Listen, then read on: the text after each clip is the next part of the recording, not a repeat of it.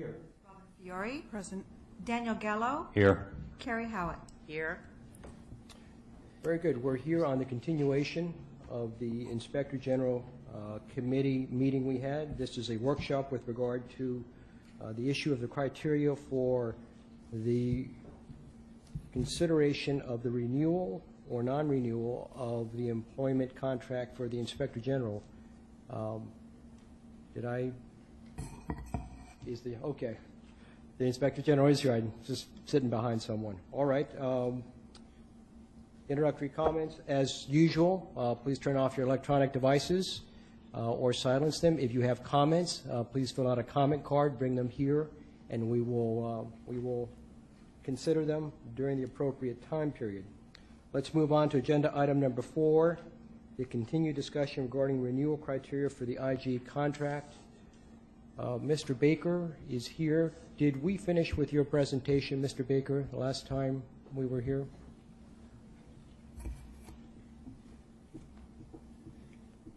Thank you, Mr. Chair. Yes, you did finish with my presentation the last time you were here. I do have a few things to add today, but I'll, of course, do those under public comments. I wasn't addressing those issues at the last gathering. Okay. Is there, refresh my recollection, Mr. Baker, and also the members of the committee, was there any outstanding discussion that we had? I believe we were just starting to discuss the actual criteria. Is my recollection correct? That's right. I'm embarrassed to say I had to leave a little early, so I missed some of the discussion. But, you know, I'm, again, for those of the members of the committee who may have questions for me with respect to either my comments or the submission, I'm happy to answer them. There were others who helped with that who are also here and would be happy to answer them as well. Very good. And I see in the packets that have been delivered to us here at the dais, there is, Mr. Baker, in case you didn't see, a copy of your August 9th memorandum, which, email, I should say. Email, sure. Pardon me. Yes. Which has the criteria that you set forth. Right. I believe that was the starting point for our discussion, unless someone recollects a little differently or has some other desires as to how we proceed. Mr. Gallo? No? Okay. Well, we'll start there. Thank you, Mr. Baker. Okay, well, let's start, as we typically do, on my left, stage right, with Mr. State Attorney Ehrenberg. We have the criteria, and we had public comment last time around. Is there anything that you want to take up, anything you want to discuss, anything that you think that we need to consider as we review the criteria to be used for the contract review? No, I'm fine. I've read the materials and I'm fine. I'm just going to listen to see what the speakers say. Okay, very good. Committee Person Howitt, I know you were in trial last time around, but I'm sure you've been briefed as to what we did last time. I have a general idea about it, and I've read the submission by Mr. Baker and the other materials. I don't have anything to add at this point. Okay, very good. Commissioner Fiore.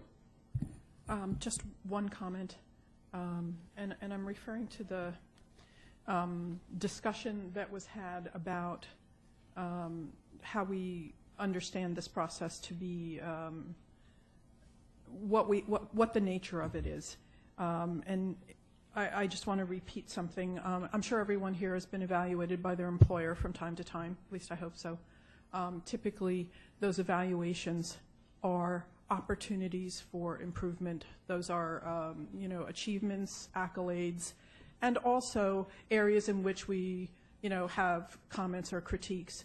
I don't see this process as being an up or down vote on whether we retain the Inspector General, as much as I see it as an opportunity to put in place structures that, after a great deal of work on all our parts, the Inspector General and this committee agree are the criteria by which her office and her performance are to be evaluated, and that evaluation to be the opportunity to move the office forward.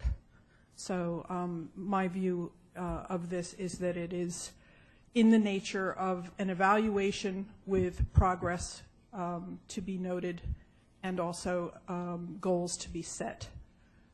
Thanks. Thank you, Commissioner Fiore. Commissioner Archer, any comments at this time? Just that I too see this as an opportunity to set some structure for the review and to agree on the criteria. I think the whole process needs to be constructive in its critique and in its criticism, and I believe in both. The only thing I would add is that I strongly believe that we need to have some subjective criteria involved in the full evaluation. It's hard to say. Excuse me. Commissioner Gallo. Yeah, thank you. Right before we recessed last meeting, there was two proposals, two lists of criteria provided to us, one from Mr. Baker and one from Mr. Weissman. And when I jotted down Mr. Weissman's criteria, I noted they're very consistent or similar to Mr. Baker's. So I kind of, because I have to keep things simple, I kind of took the two and made it to one list, which I think covers both, which is compliance with the ordinance, compliance with professional standards, public perception of the Inspector General's performance, and the quality of work performed. And I think the only thing I would add is a possible alternative for me as a standard. Not saying that we shouldn't, but there was some discussion that we assume, you start off with the assumption that she's going to be retained versus we don't. Well, you know, if you have a chance to bring in a MVP from last year, you can't ignore that. So I just think that maybe looking at alternatives. So those, I think, would take, and I think everyone would agree that the perspective of those two individuals, Mr. Baker and Mr. Weissman, are about left and right as you can be, and yet the standards were still, or objective criteria was still basically the same. So that would be my recommendation: compliance with ordinance, compliance with professional standards, public perception, and quality of work. And I would just add potential alternatives. A little bit louder. Okay. I was done, though. Thank you, Mr. Gallo.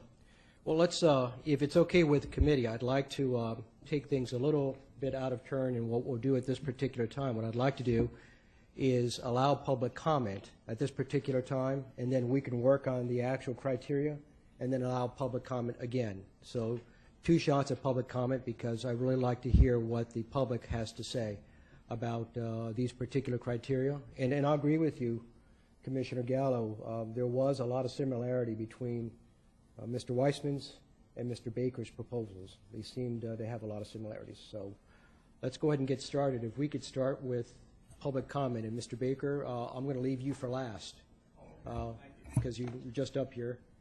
Ms. Scheibel, if you have an opportunity to come up.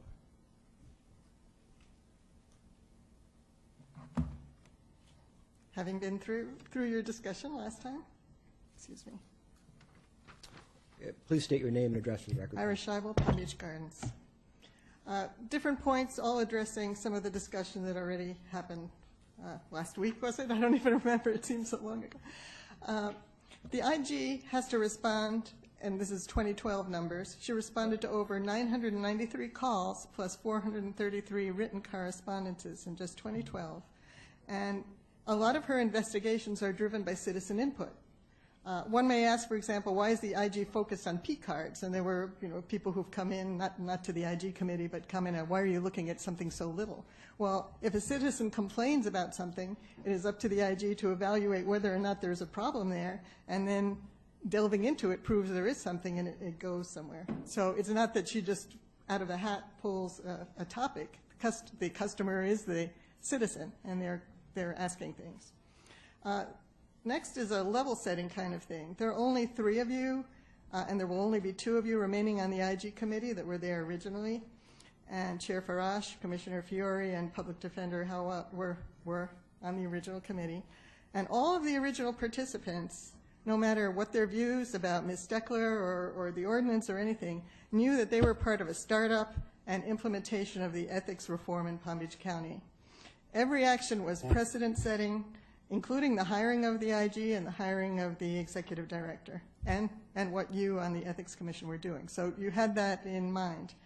I got the feeling yesterday last week, listening to some of the folks that are new on board, that the panel is approaching the task with intensity, and that's good, but as if the IG was a long-standing working organization with cooperation from all the parties and everything's been going smoothly, and you're taking input from people such as key people such as County Administrator Wiseman, you need to consider obstacles that Mr. Wiseman, along with municipal leaders, have placed between their employees and the IG.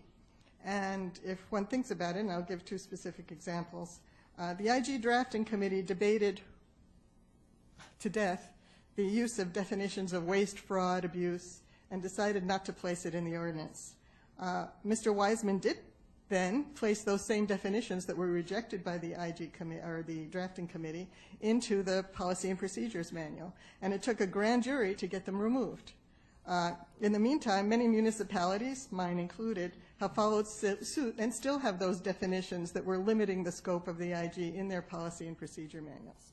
Another example, and if Mr. Wiseman were here, I would be addressing it to him as well. He put employee instructions in place in, I don't know if they were in policy procedure manual, but that an employee could not go straight to the IG. They had to go through their manager. Well, if you're a whistleblower, that's not exactly encouraging interaction between employees of the government and the Inspector General. That too took a grand jury to stop. So I think you need to consider that when people come forward, especially those being overseen for the first time, and give you public input, you need to take into consideration some of the actions that they themselves have done over this 3.5-year period. Your process has allowed the IG, the process has not allowed the IG to respond to comments made by the public, and it has to. So as we think about how you're going to do the criteria, if people come forward, whether it's by email, in person, phone call, in response to a letter, if you choose to use the letter as was in the example, there needs to be some way for the IG to see those comments and have an ability to respond. Otherwise, it's totally one-sided. In light of this whole discussion, if you're an employee, and Ms. Deckler is an employee, she is hired, she's not an appointed person, she was hired through a very extensive process, she has a salary, I mean, she follows the same criteria that other county staff does. You don't come up with a criteria, you know, a day or two or 6 months before you're about to evaluate somebody. Generally, you would use the kind of commitments that she made on hiring to say that she was going to achieve certain things, of which some were the website and accreditation and various other processes. And the ordinance needs to be the criteria. So that's why I am in favor of what the Ethics Initiative has handed you in terms of looking at the ordinance, looking at the contract words, which essentially reflect back on the audience, on the ordinance, and public input. Do agree there should be, and instead of the survey, using the letter. But again, coming up with criteria to decide whether or not to renew a contract and coming up with it at this late date is a very difficult thing. And I do disagree with what you said, Commissioner Fiore, in that this is a yes or no renewing the contract. I mean, unless you agree with the premise that you renew and this is just a formative type of thing, it is your job in December to decide whether or not you're renewing. So, thank you. Thank you, Ms. Scheibel. Mr. Scheibel, you put in a comment card as well.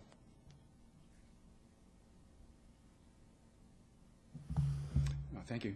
I didn't speak at the last meeting, but Mr. Scheibel, if you could state your full name for the Fred record. Scheibel, Palm Beach Gardens. Right, thank you.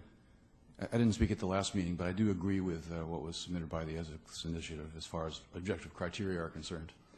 But I also agree with Commissioner Archer that there should be some subjective criteria as well. Change is hard. The startup of the ethics reforms in Palm Beach County has been bumpy, as you know. From the high point when the 2010 ballot initiative passed to the present day, opposition from those opposed to IG oversight has continued unabated, and it's taken many forms. There were definitions to limit the scope of inquiry, first at the drafting committee, then when that failed, by the cities. There were the changes to the county procedures manual that Iris mentioned, which required the grand jury to roll back. There was a lawsuit freezing the funding for the full operation.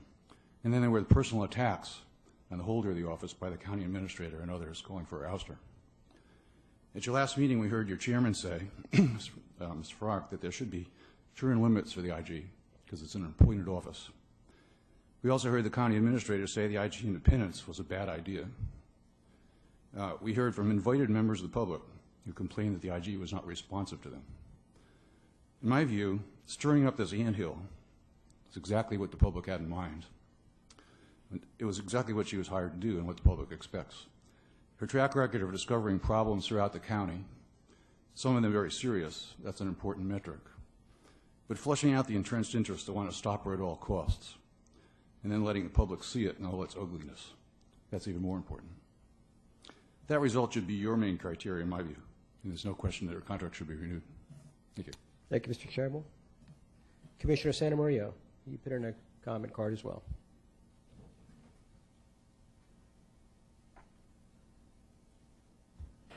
Yeah, thank you. The last time I spoke here, I spoke at length. I will not go over the same thing other than kind of summarize my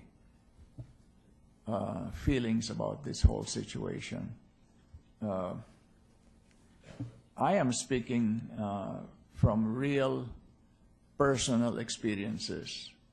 I am not basing my expressions based on reading and other people's commentaries. My feelings are based on personal experiences over a very long period of time. 40 years, over 40 years of personal experience in private business, in development, in construction, and the last 6.5 years as an elected Palm Beach County Commissioner. I decided to run for Palm Beach County Commission because I was going to try and attempt to cut down on my knowledge of government abuse over the past 20 years at that time. And after I got into after I got elected twice, I'm now on my second term, what I thought 6.5 years ago, although as bad as it was, turned out to be 10 times worse than what I thought when I came in. So basically, we really need an Office of Inspector General. There should be no doubt in anyone who has had any knowledge of what goes on in Palm Beach County. The other thing I want to emphasize is regardless of who holds the Office of Inspector General, regardless of who it is, there will be the same relentless attempts to disrupt the work of the Inspector General and the Office of Inspector General. It doesn't matter who is holding the office. I have no doubt in my mind that the same obstructions will be attempted by those who do not want an oversight. And basically, I'm just summarizing what I said before, and I thank you for the opportunity. Thank you, Commissioner Santa Maria. Mr. Baker, we're going to have 2 opportunities to speak. You're welcome to come speak now and then speak again, or as you prefer.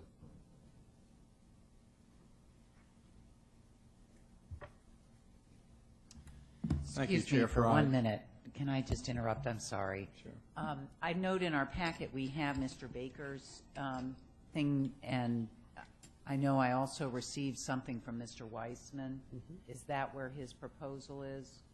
And could we get, is it the written, is that when we're talking about? It's a follow-up email that Administrator Weissman sent Right. a couple days after our last meeting. And I saw the email. I just was curious about it being in our packet. It's not in our packet to my knowledge. I have copies of it. Could we get a copy of it? Shouldn't we have it? Sure, I think that's possible. Since we I do think have Mr. I think the Baker's. IG has a copy herself, so.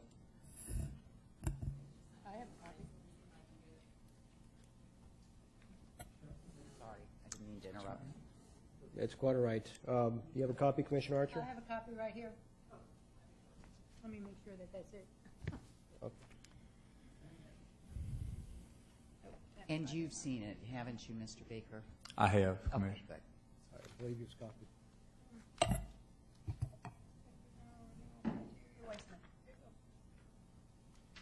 Okay, we're going to, Mr. Baker, we're going to take a brief break, about 3 or 4 minutes. Sure. So you don't have to stand up there the entire time. Thank you. You're welcome to go ahead and sit down. We'll be off the record for 3 or 4 minutes. Okay, thank you.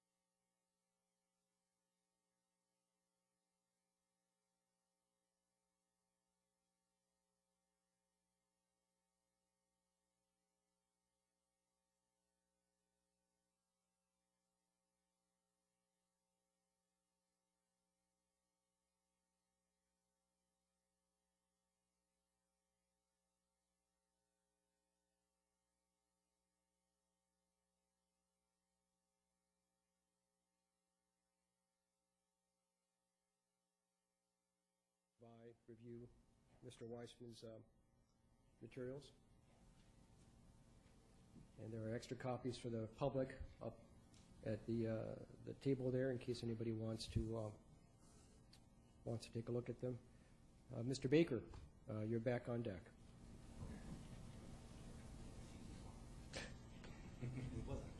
Commissioner Gallo corrected me that you are actually in the batter's box, not on deck, and he was absolutely correct. Well, thank you. I hope my comments are a lot better than my athletic ability.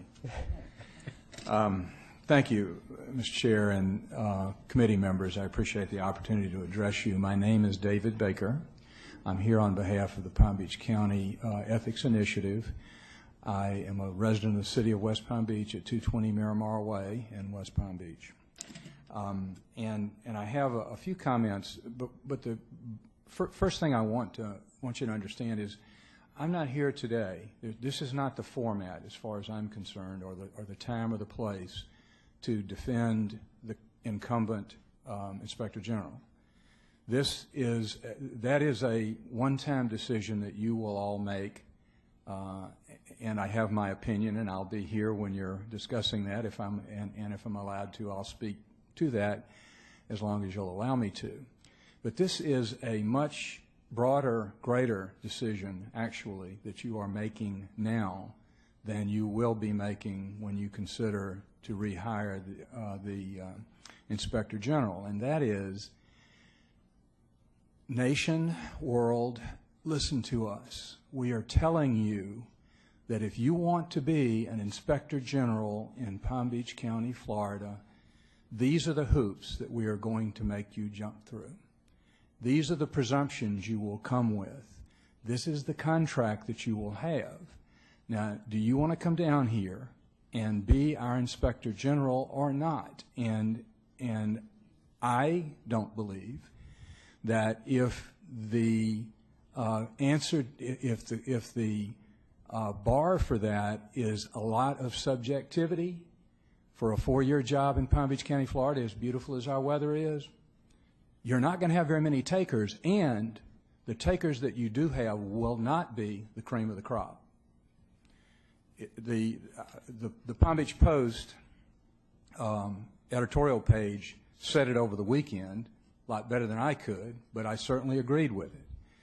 It is a question of who, one of these days, when the incumbent is no longer here, will be filling this job. Who's going to want this job? And I think you really need to give great consideration to hiring the most competent professional to take this job. And so going from that to my specific comments,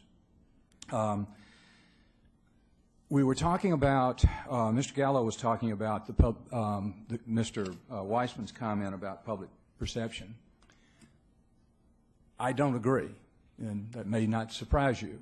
I believe public comment is perfectly all right. As a matter of fact, I believe it's required of you. But the one thing you understand, I believe we all understand, about the Inspector General is that the Inspector General is shining the light, digging in the yard, doing all the things that a lot of sitting administrators and political leaders don't want her doing, don't want that office doing. They're looking places where there's never been anyone looking before. So there's an automatic, natural, built-in tension, and it's part of the process. There's a built-in tension between the Inspector General and those that the Inspector General oversees. And that's okay. It makes the Inspector General, in many instances, an unpopular person, but it's not the Inspector General's job to be popular. It's the Inspector General's job to bring to light matters that the public needs to know about government that it's spending its tax money and it's operating under. So, and when you start to ask where are the comments going to come from, when you start looking, when you start asking for perception, well, of course they're going to come from the people whose shoulders are looked over when the Inspector General is doing his or her job. That's part of that natural tension, but you can only weigh that. You must be careful when you take that kind of comment.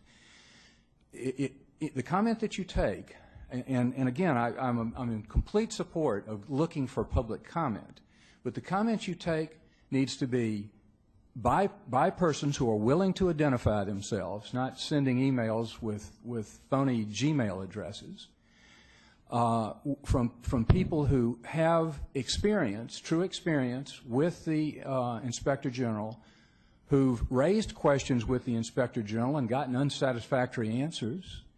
To just say, well, we're going to solicit some comments and we'll consider those, or perceptions and we'll consider those, I don't believe that's a fair way to evaluate me in my job, or to evaluate an Inspector General in their job.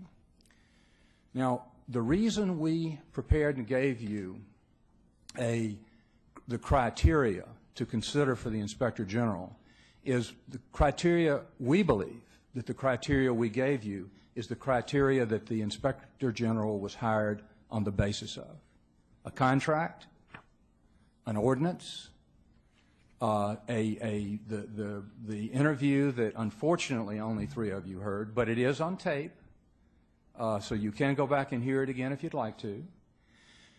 That's what she should be evaluated on. And there is a place in there for public comment. And I do agree you should solicit it, and I agree that it should be carefully solicited so that people are willing to identify themselves and are willing to identify specific issues, and not just a general comment about she's spending too much money, or she's doing a bad job, she has too many staff, she has too few staff. It shouldn't be that subjective. I think Mr. Weissman's comments, and I appreciated this from Mr. Weissman, that he does understand the importance of an incumbent having a presumption of rehiring. That makes sense in the public sector, and it makes sense in the private sector. So I appreciate, while we may disagree, and I'm sure we will disagree, on how those factors are weighed with respect to the incumbent Inspector General, even Bob agrees that there should be a presumption of rehiring.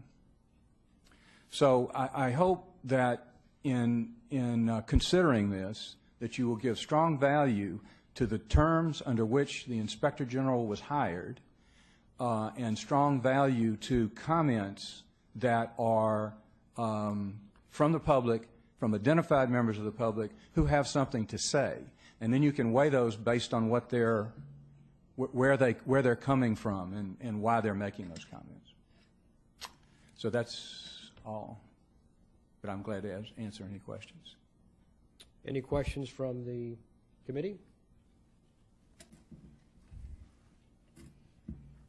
Yes, and that's why I asked. I had seen Mr. Weissman's email, but I didn't have a copy of it. Committee Person Howard, if you could speak into the microphone a little bit better. Thank you. And to the extent to which your proposal is one thing, how would you say you differ? Well, I think we differ. What I look for in evaluating not only the IG, but in evaluating people who interview for jobs, or people who are being rehired for any position, who have been hired on a job description. If I gave them a bad job description, that's my fault. If I gave them a job description and they performed to the letter of that job description, then I think that's a major factor in my considering for rehiring. Bob's comments are I believe 1 and 2 are absolutely right. The mission statement of enhancing public trust in government, I think that's a very worthy thing to consider, but it's very soft. It is the mission of this office. If you look at the office and see how they're accomplishing that, that's one thing. If you just throw that comment out, I don't know what you come back with.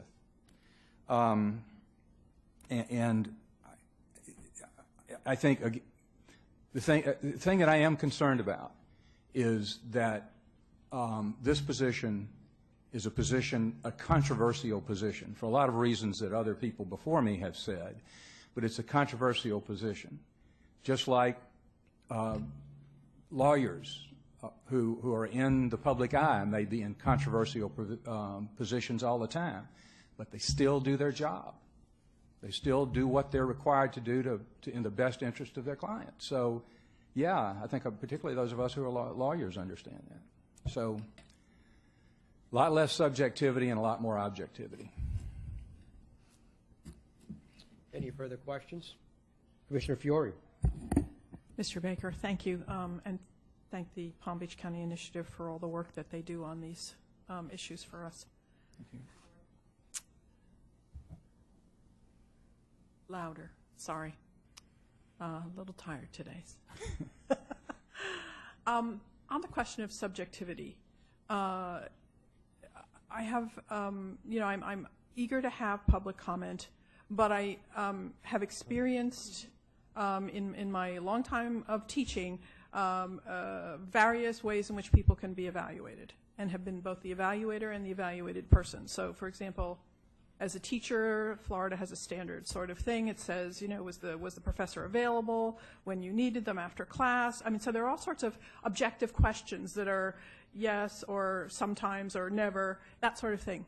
But it turned out that we were actually being evaluated on only one question, and the question was, would you take a course from this professor again? Which was a likability question, not an objective question about did they do the things that professors are expected to do, and did they do them in a competent way? So they asked all those questions, but they only used the one that was the likability question in the evaluation. So there's a difference between subjective comment and what we need to do as a committee, evaluation. And so I'm wondering what you think about having specific kinds of questions for the public to respond to that would in fact be kinds of ways in which we could have something measurable, rather than, again, the likability question. Because I think, it's fair to note that whenever you have a powerful woman, you get responses to that power that may not have anything to do with the actual actions of that person. They have to do with the expectations of women and the expectations of how they will handle power. So I'm very worried about having kinds of wide open, do you like the Inspector General kinds of questions. Well, I certainly don't like, do you like the Inspector General as a question. Or anything that, but, traps that. And I suppose I have let me go off the reservation for just a moment. I have a great deal of confidence. The group that, together with the county, put together the process for selecting members of the Commission on Ethics and selecting the expanded committee consisting of the public defender and the state attorney, spent a lot of time thinking about those people who would be appointed. Now, that's not a perfect world by any means, because you're still telling other groups out there, pick someone, and whether they ever read the criteria or not, I don't know. But the one thing I was incredibly impressed with the first time I saw the panel put together as the Commission on Ethics, I was impressed that those people were willing to take that job. The people of that intellect and that ability were willing to take that job. I'm not sure they understood at the time how demanding that job was going to be, but I was really impressed with the quality of the people that stepped forward to take the job. I am willing, as a member of the public and as one of the people who helped write the original ordinance, to trust in that group. I have a lot of confidence that the IG committee is going to do the right thing. And the only reason, really, I became involved in this part of the process is I saw some wandering around looking for criteria with no one.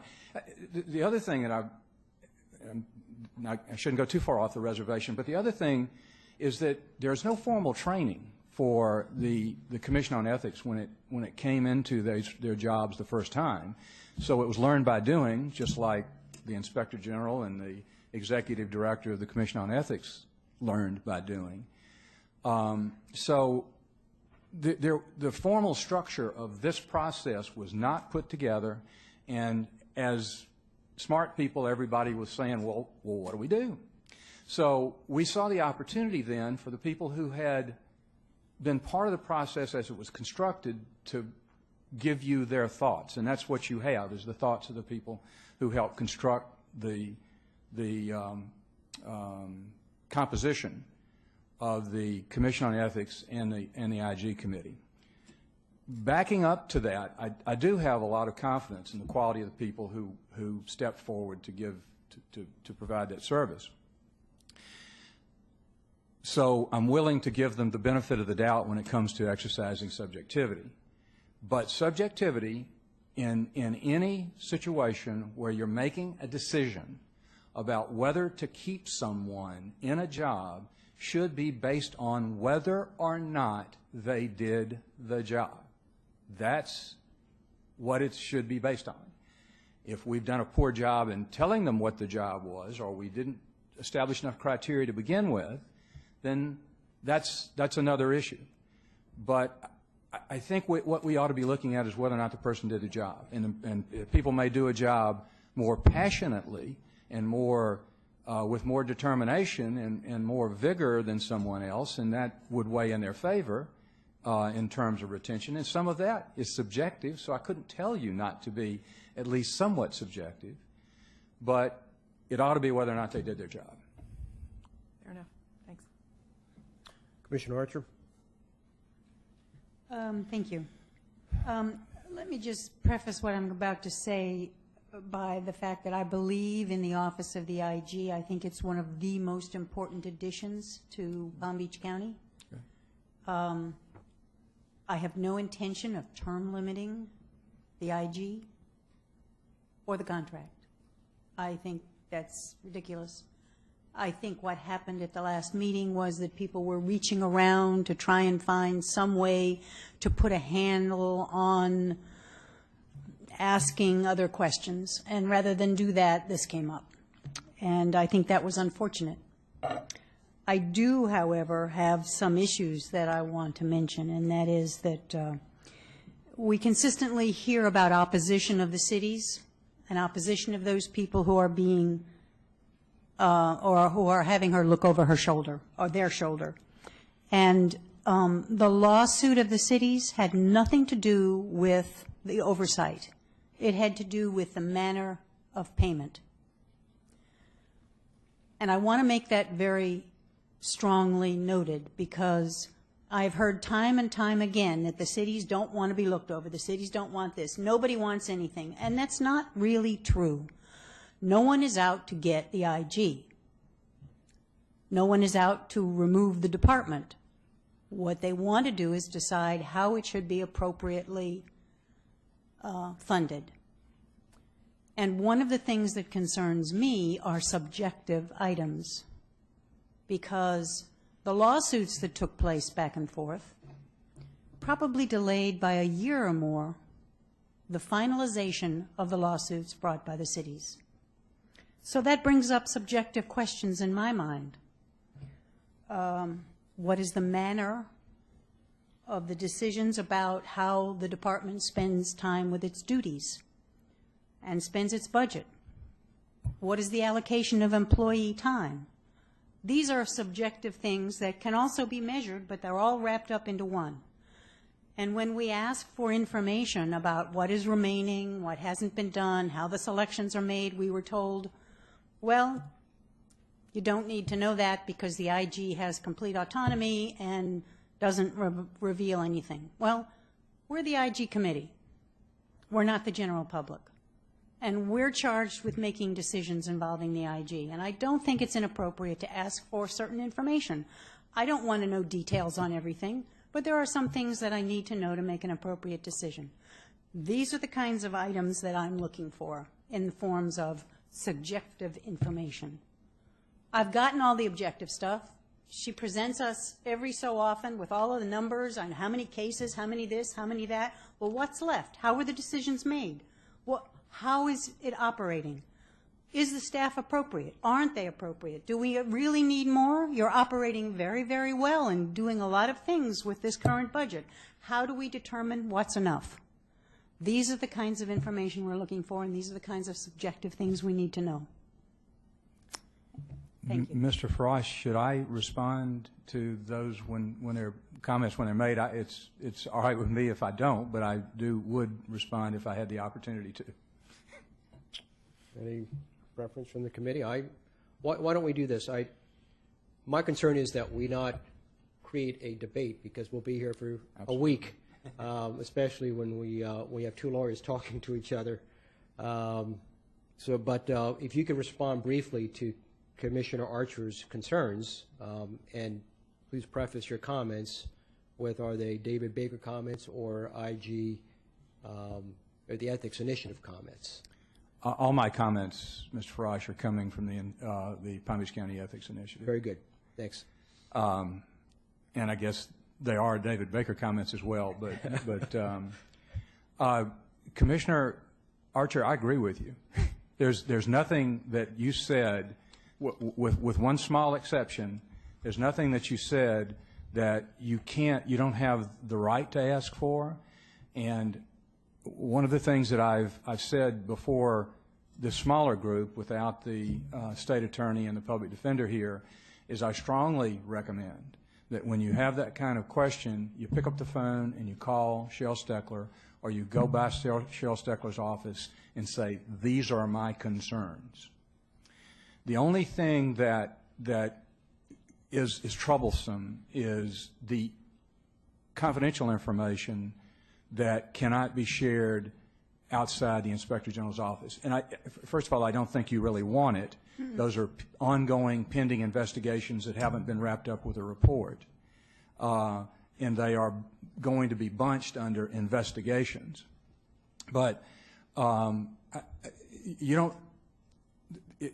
bunched under investigations, they can tell you how much time, how many people, and those sorts of things.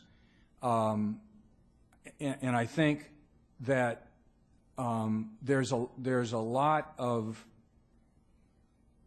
dare I say the word, subjectivity in what investigations are pursued, how they're pursued, but there are standards for all of that office follows. And one of the remarkable things is how quickly that office was accredited to those standards, and the marks, and again, I don't want to talk about the incumbent Inspector General, but I do think it has to do with one of the criteria that would be used to look at the Inspector General on renewal or rehire is, how did you do when the people from the outside excuse me, came down and looked at your office? But there's information which can't be shared. Information on completed investigations certainly can be shared. And it's fair for you to ask for it. It's fair for you to ask about the budgeting process, how the number of people are determined. One of the things to remember, and while I'm not going to go into the lawsuit because I don't think that's fair to anyone or productive, but it's a question of funding. When the Inspector General took the job, the Inspector General thought that her budget was going to be 0.25 of contracts entered into by the county and the cities. That's a specific number and it's a specific number and can be arrived at through some research. She's never had that budget. So the job that she saw in her mind and talked about when she interviewed is a smaller job, smaller in resources job than she thought she would have. So the only thing I would say is, yes, those are perfectly legitimate questions, particularly coming from this group, and I would encourage you to ask those directly of the IG and report back to your peers and the public what kind of answer you get. State Attorney Ehrenberg. Thank you, Mr. Chairman. Thank you, Mr. Baker. You alluded to false emails that members of the public were sending out emails that were from fake names. No. No? Okay. Can you expound on that, please? I know of no one from the public who's sending out, well, that's not true. I know of plenty of people in the public who are using Gmail addresses to address public issues that don't, you cannot determine who sent the emails. I have no idea if there are any of that kind of emails sent about the IG's office.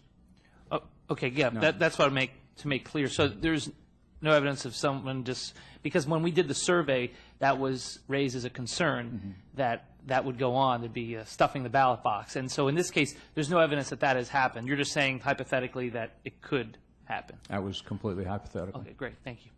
I will tell you, Mr. Baker, that anybody who's contacted me during my chairmanship, I've told them, as I told Mr. Lozman and Mr. Klausmeyer, if they have comments, they come here and make those comments publicly. That's great. So I don't know of any email addresses. Public Defender Howard. I do have a question, Mr. Baker. As I think about your proposal as well as Mr. Weissman's and sort of generally how we should go about this, my question is, first, whether in your mind quality does matter, or is it merely compliance? And second, if so, how is that measured? How is quality matters in any job, in the performance of any obligation. So yes, quality should be considered, but again, quality can be objectively measured. It does not have to be subjective. How do you measure quality? I think I just suggested one measure of it with respect to, and I haven't really thought through this item by item, but I suggested one measure of it as the reaction of the office that accredited the Inspector General's office on how well that application and process and the people who are in the office, because they were evaluated as well in that process, how well that went. I mean, that's a positive one. Maybe there are negative ones out there, and I suspect that that you'll hear negative ones. But I think that's a quality issue. It's not just that the office applied for and became accredited. It's how quickly they did it, how efficiently they did it, and how complimentary the people who performed the evaluation were. You always brag about the things you're very successful at, and don't brag about quite as many of the ones that you aren't. But I'd be willing, when it comes to the appropriate time, to give you a more detailed list on the quality of the incumbent. Yes, quality should be considered. It should be objectively considered, and in considering it, as I said to Chair Farage last time, there is no perfect system where there is not some subjectivity. We're all human beings. We all are subject to subjectivity. But the process should be as objective as you can possibly make. And I would agree. I'm just trying to think of how to come up with One of the things I mentioned a couple months ago, or whenever, yes, it was 6 months ago, was that we have responses from people who receive reviews. Right. So from cities and agencies, and some number don't like the Inspector General's work and say we disagree, and some number do. And I think reviewing those, is another quality pointer that we can look at. But I'm just thinking it should be sort of a specific question about it. Sort of, was the review completed in a timely manner? Was it, thorough? Was it? But you would whatever? have to have expectations of what timely meant. In other words, the measures that we're going to have about what's timely are going to be the ones the Inspector General shows us are her, 30-day, 60-day, 90-day out kinds of things, and the accreditation, addresses those, whether those timeframes are appropriate. I certainly wouldn't know what an appropriate timeframe for a review was. I'm looking to the external body for that.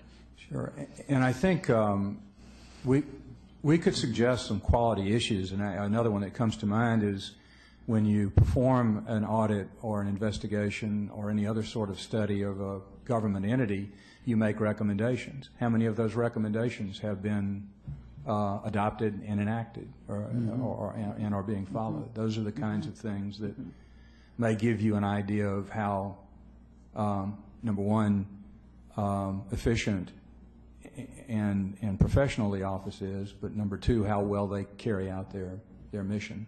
And the mission is not just scolding people. The mission is building public trust in government. Right. That's what I guess I'm trying to get in my own mind, is some of the ideas about quality. Because I do think this is an important process, because I think the independence is so important to the value of the IG, and yet there has to be somebody that looks to ensure that it's fulfilling what it was intended, and I think we're sort of it. And so I think it is important that we're looking at quality and how we define quality to some degree. And then I just wanted to ask you, what do you think of the idea of not just asking people who want to comment, but in fact asking people to come and speak to us who have been involved in investigations? I don't know.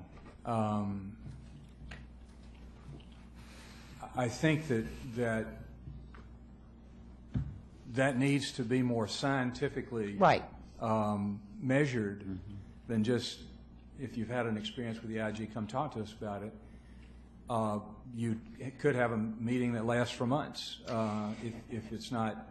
Yeah, no, I'm thinking of sort of a guided interview that has very specific topics, but I do think in terms of sort of seeing how the process works, not whether they're happy or not with the outcome, but I don't know.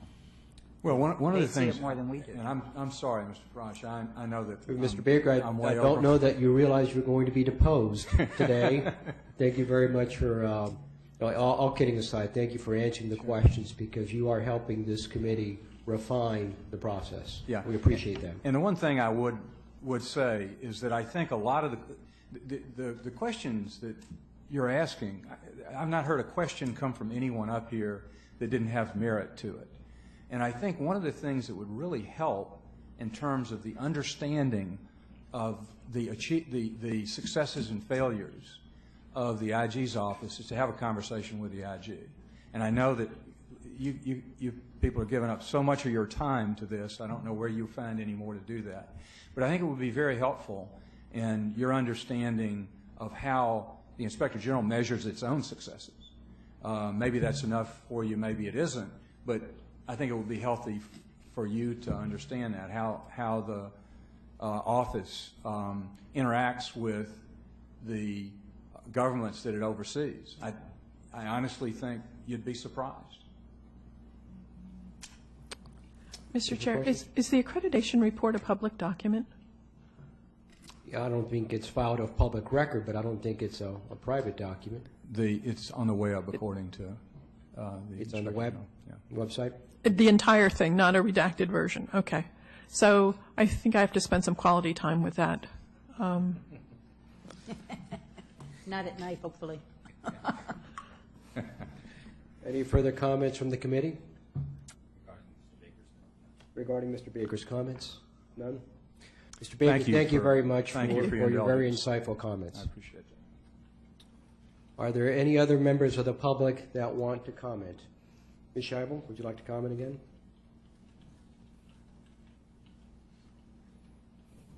I'd just like to address, Irish Scheibel, Palm Beach Gardens, like to address some of the points that were just made in the last few minutes.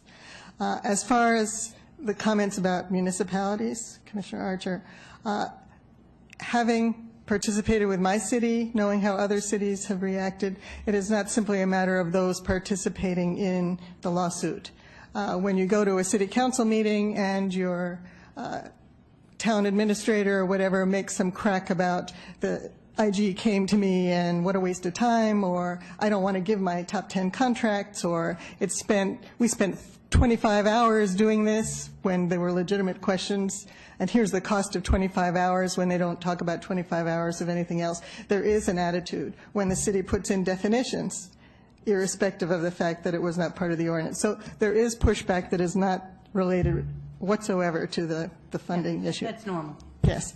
And it's, again, not wanting to... Whining about budgetary problems in cities that... I don't mean want that budgetary, issue. it's being overseen and the pushback on that. As for public comment, I think what we tried to describe in handing the letter from the New Orleans IG is that you did want, whether it's email, phone call, or in person, giving their name, their address, their phone number, and specifics. And I think you can legitimately disregard the emails that just say, I support the IG, or the IG shouldn't be there, or anything else. Those, you may get some of those if people take the time. Those are not ones you should be looking at.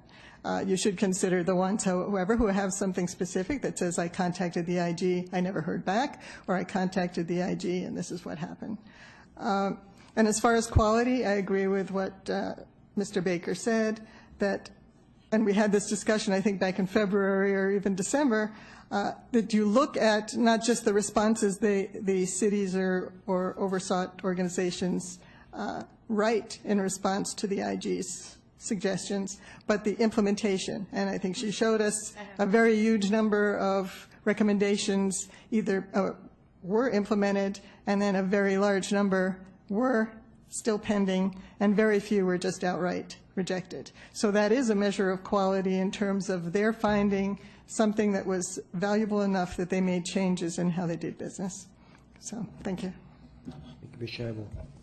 Commissioner Santa Maria, you had a further comment? Yeah, I want to follow up on what was just stated by Ms. Scheibel. I too ready, as I said in my previous testimony, I am ready, willing, and able to testify under oath that I have many examples that the pushback had nothing to do with the funding. The pushback was long before the Ms. Cheryl Steckler was hired. The pushback started right after the grand jury report went out. The pushback started way back then, that there have been both elected officials and staff people who do not want the Office of Inspector General, period. Thank you, Commissioner Santa Maria. Any further comments from the public? Hearing no further comments, it's up to us to see where we start with this, and I think it would probably be appropriate if someone wants to make a motion, and we can start the process of discussing the actual criteria that we should adopt. And I guess technically, we don't technically have to adopt criteria, although I think it would probably be very helpful. So, having said all that, is there a motion from... A motion for what? We have nothing to make a motion for. Well, there's a motion whether or not we adopt criteria. Oh. And if that motion is approved, then at that particular point, we discuss, and there will be a motion to discuss the specific criteria. Mr. Commissioner Farrar, I will make a motion that this Oversight Committee establish criteria to be utilized in evaluating whether or not to renew the Inspector General's contract. Okay, is there a second? I'll second it. Motion made by Commissioner Gallo, second by Commissioner Archer, to adopt criteria for review of the contract, I guess renewal, or non-renewal is the correct phrase, of Inspector General Steckler. Any further discussion?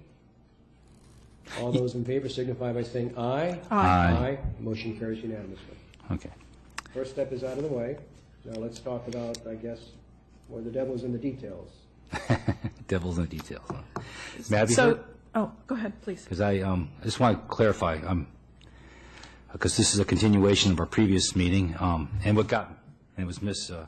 Howitt's email that says, I concur with Mr. Baker's recommendations. That got me really thinking about what he really was saying. No offense, Mr. Baker. And again, then when Mr. Weissman spoke, and I just want to clarify something. Today, or so far in my mind, I haven't evaluated, as it applies to our Inspector General, the criteria. I'm just trying to figure out what is the criteria I want to use before I evaluate. I want to make that very clear.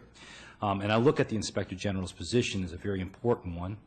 And I don't think anyone here is thinking of doing anything other than maintaining it and ensuring that the person in it will continue its role and its mission. The criteria I suggested earlier, I really haven't deviated from my thoughts after hearing everyone. I'll make it clear, this is not a popularity contest. I'm not looking for public a Gallup poll on whether or not we like Ms. Steckler or not.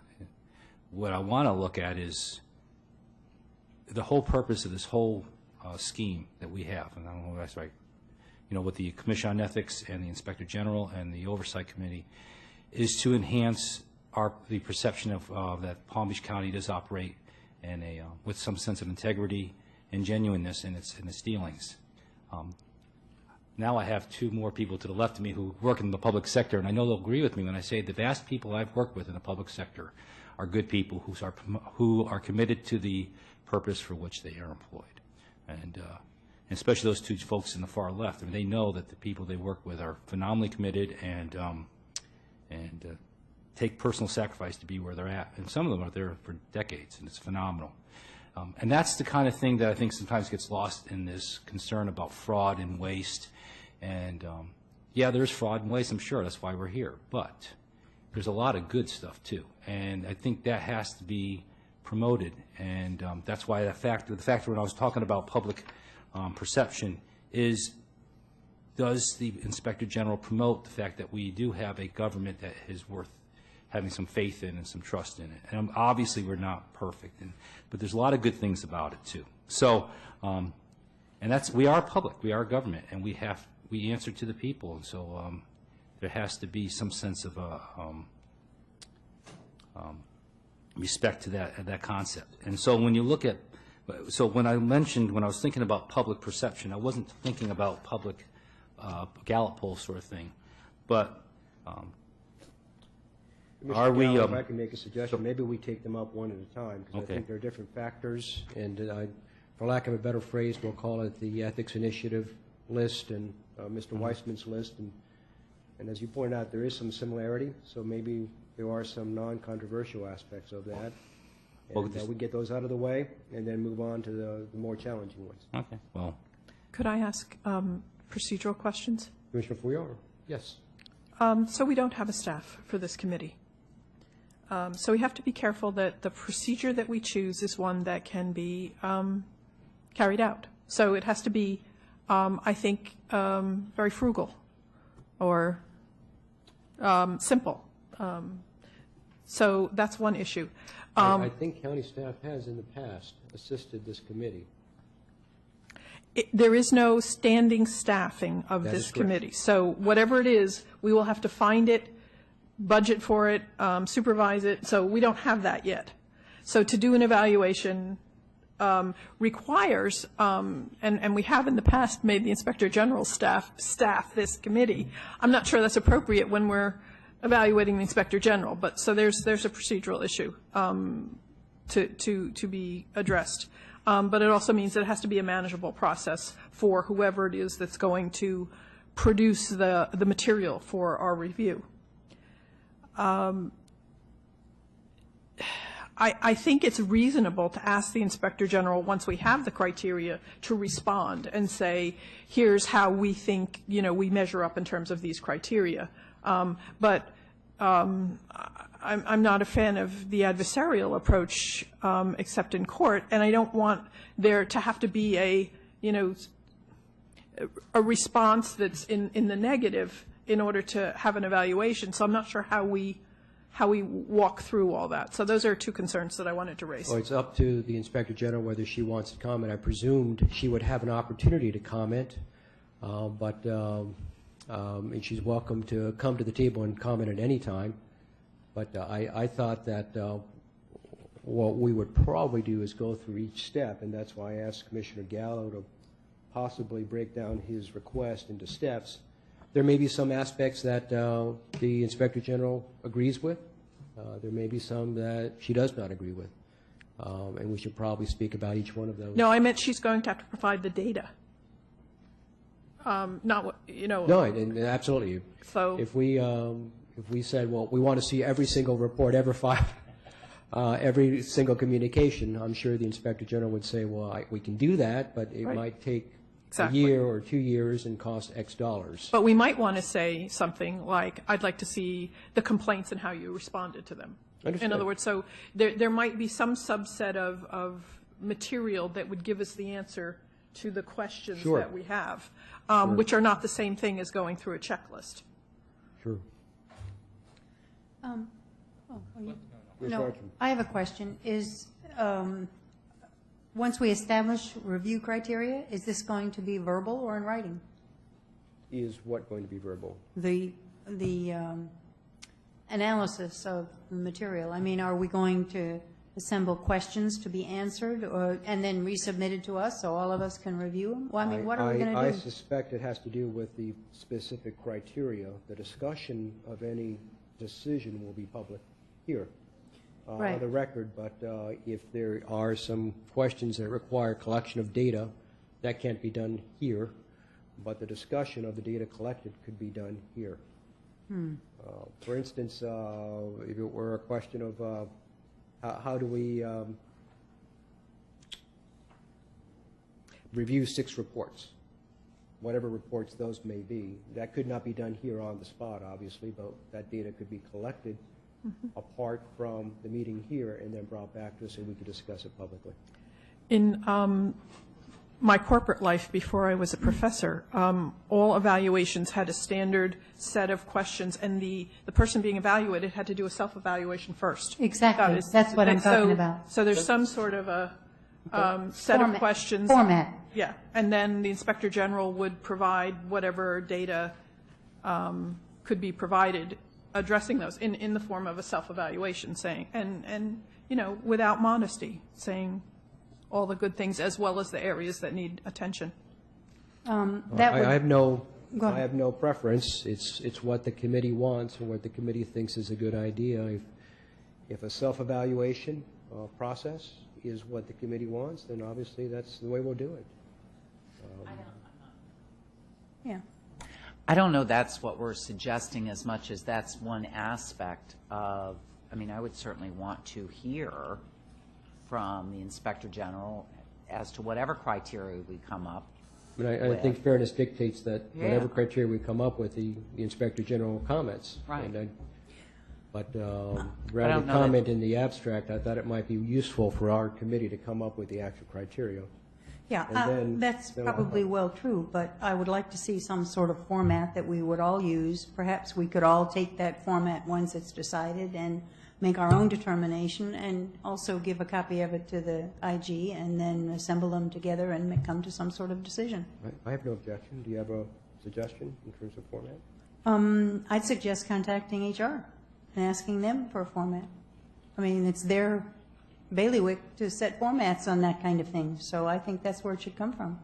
And then we can establish or put different criteria in different boxes how we would like. But why reinvent the wheel?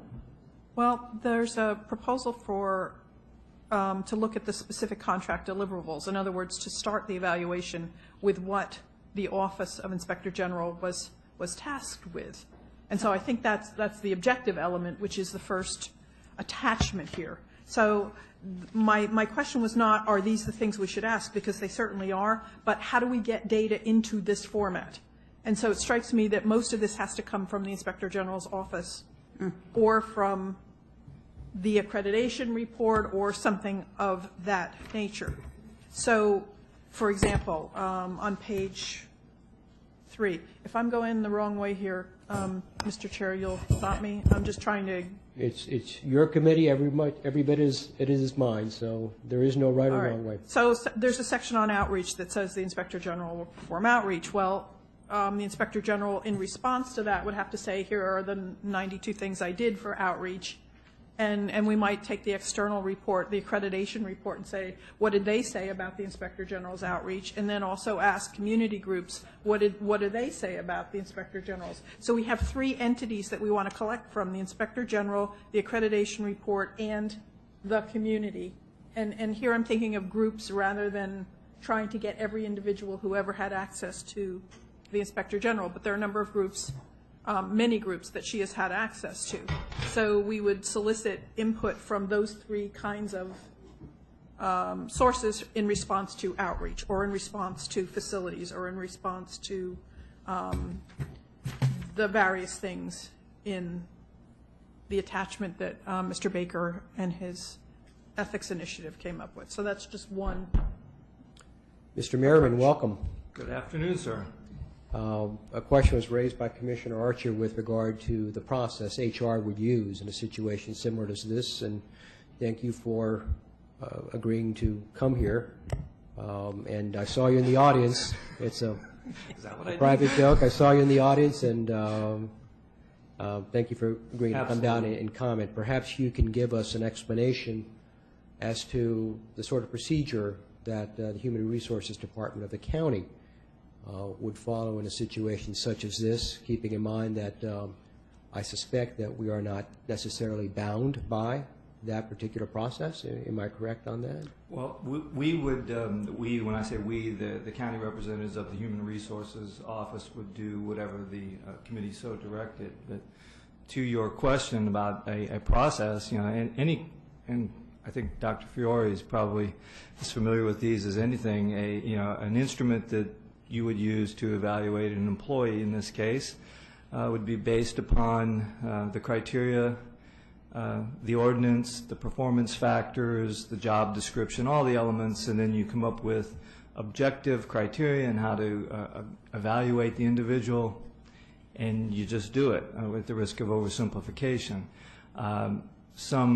If I can interrupt you for just a second, directed more toward Commissioner Archer's comments, how would this process begin? I think because that is what Commissioner Archer was looking for. How do we begin the process? Well, what I was thinking was that if we had some sort of format to follow, then we could establish criteria in those particular areas, because I too have done corporate reviews, et cetera. And that's what I'm saying, rather than reinvent the wheel, if we can, there's like job performance, there's, subjective areas, there's performance areas, there's whatever, and the job description, et cetera. We could come up with various questions or statements that we could rate her in those particular areas, and what I'm looking for is a form with those areas. We could certainly take a shot at the development of such an instrument. I was about to say, many months ago, I.G. Steckler with our office took a shot at such a development of such a process, and with the committee's concurrence, we could start with that and reconstitute that and work from there. And build into it some of what Mr. Baker's group has brought forward to us. If so directed, sure. That's what I would like to see. I would like to see the department that has the expertise in that area come up with something to present to us, which we could then edit. Well, the individual that you've worked with, Ms. Yan, Leilani Yan, is she's kind of an expert in that area in industrial psychology. Could assist with that process, as well as other experts that we have over in HR. If it may please. My only concern is we're worrying about a process when we haven't even defined what it is we're trying to determine. So I would suggest, unless someone really objects, let's get back to the criteria that we want to employ. Then we can probably, with some concreteness, have what we need. And so, being that I was about to say, unless someone has any better suggestions, let's go through this list. And the first list is compliance with the ordinance, and the ordinance makes reference. I apologize, Mr. Merriman, but the ordinance makes reference to the contract. So I think in that category, we're looking at both the contract, her compliance with contractual obligations, and what she was kind enough to provide us in our packet. We thank you. As well as the ordinance, which she provided in our packet. And if you go through the ordinance, 2-425 is the contract, and then it goes to her other duties, which is the development of the physical facility and the staff. That's on page 6 of the ordinance. But this is what Mr. Baker's group already did and came up with But attachment we have to one. adopt it. We have to now pick the ones that we want. I My see. first, and I'm moving. So you want to go through the entire ordinance now? I just want to say these are the identifiable criteria that we should be looking at, because that's what we've instructed her, or the ordinance instructs her to do. I mean, we have to maintain some sense of structure, I think, and some sense of objective criteria to employ. So, did she comply with her contract? Did she create a valid facility and have appropriate staff? Does she have a procedure for finalizing reports? Right. Is Just she run down. reporting? Yeah, Yeah, so that should be, exactly. that's section 1 of our criteria. It is compliance with the ordinance, which would include compliance with the contract and the sub-portion. So that would be my first suggestion. Our first criteria should be compliance with the ordinance. And those would be the sub-criteria that I would suggest. So you want me to just make a motion that be the first one, or? Yes. Please. Okay, I make a motion that the first criteria that we could include would be that of compliance with the ordinance and what it references. Is there a second? I'll second it. Motion made by Commissioner Gallo, second by Commissioner Archer, that the first criteria for the discussion is compliance with the ordinance. Any further discussion? Just in terms of,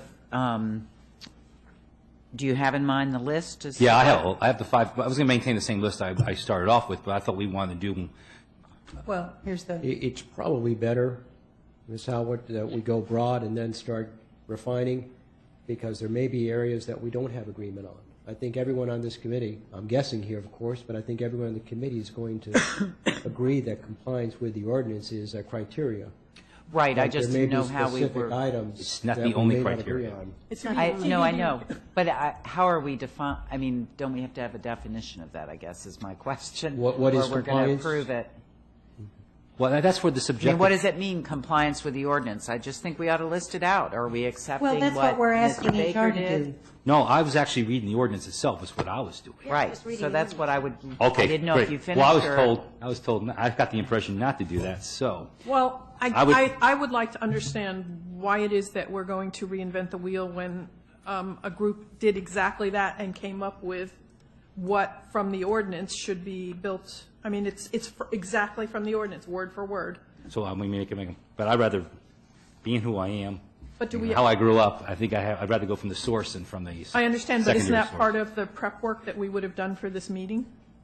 Yeah, but by making my motion and what council, Ms. Howard is asking, so my motion, say, fine, if you're going to say compliance with this ordinance, then please state with particularity what sections of the ordinance you feel are relevant. And I would say compliance with the contract, which is 425, compliance with her duties under establishing a physical facility and a staff, her compliance with establishing procedure for finalization of reports and recommendations, which compliance with reporting to the public, and compliance with financial support and budgeting.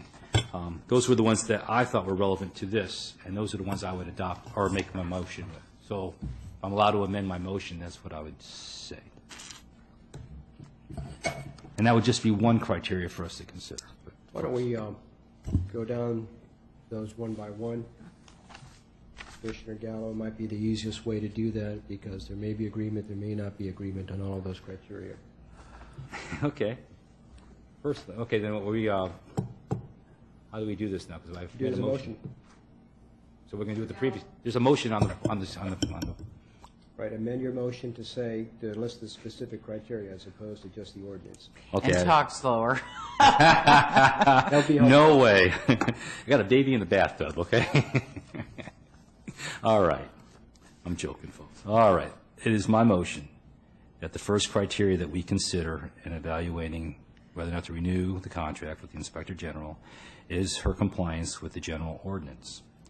That would include the subsections of the general ordinance that address whether or not she complied with the contract, which is Section 2-425 of the ordinance, whether she was in compliance or successfully compliance with establishing a physical facility and staff, whether she established a procedure for finalization of reports and recommendations, 427, excuse me, whether or not she is compliance in reporting to the public under Section 2428, and whether or not she was in compliance in establishing financial support and budgeting under 2429. 2-429. Mr. Chairman? Those are the ones I thought. But why are we listing specific parts of the ordinance? We're saying that the IG needs to comply with the entire ordinance, right? We're not calling out parts of it. It's just the entire ordinance. So there's no need to list. Well, There may be portions that we don't agree on. Are there specific portions we don't?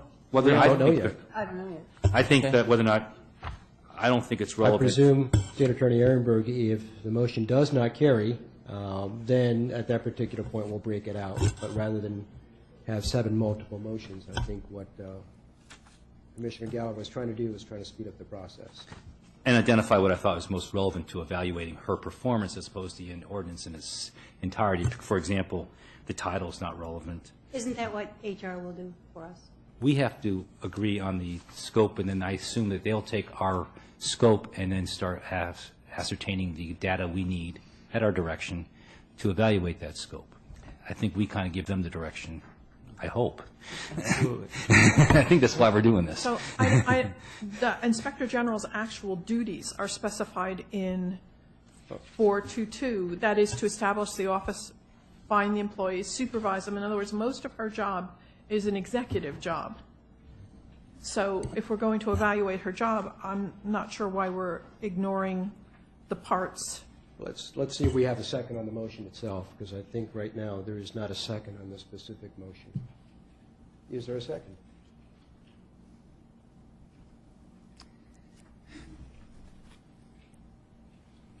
Can I second Mr. Ehrenberg's motion? He didn't make one, though. So mine dies. Mine dies. Yeah, I think, Mr. Chairman, I think some of the concern is that we're just pulling out bits and parts of the ordinance. I think if we're going to say a criteria is she has to comply with the ordinance, it should be the ordinance. Okay.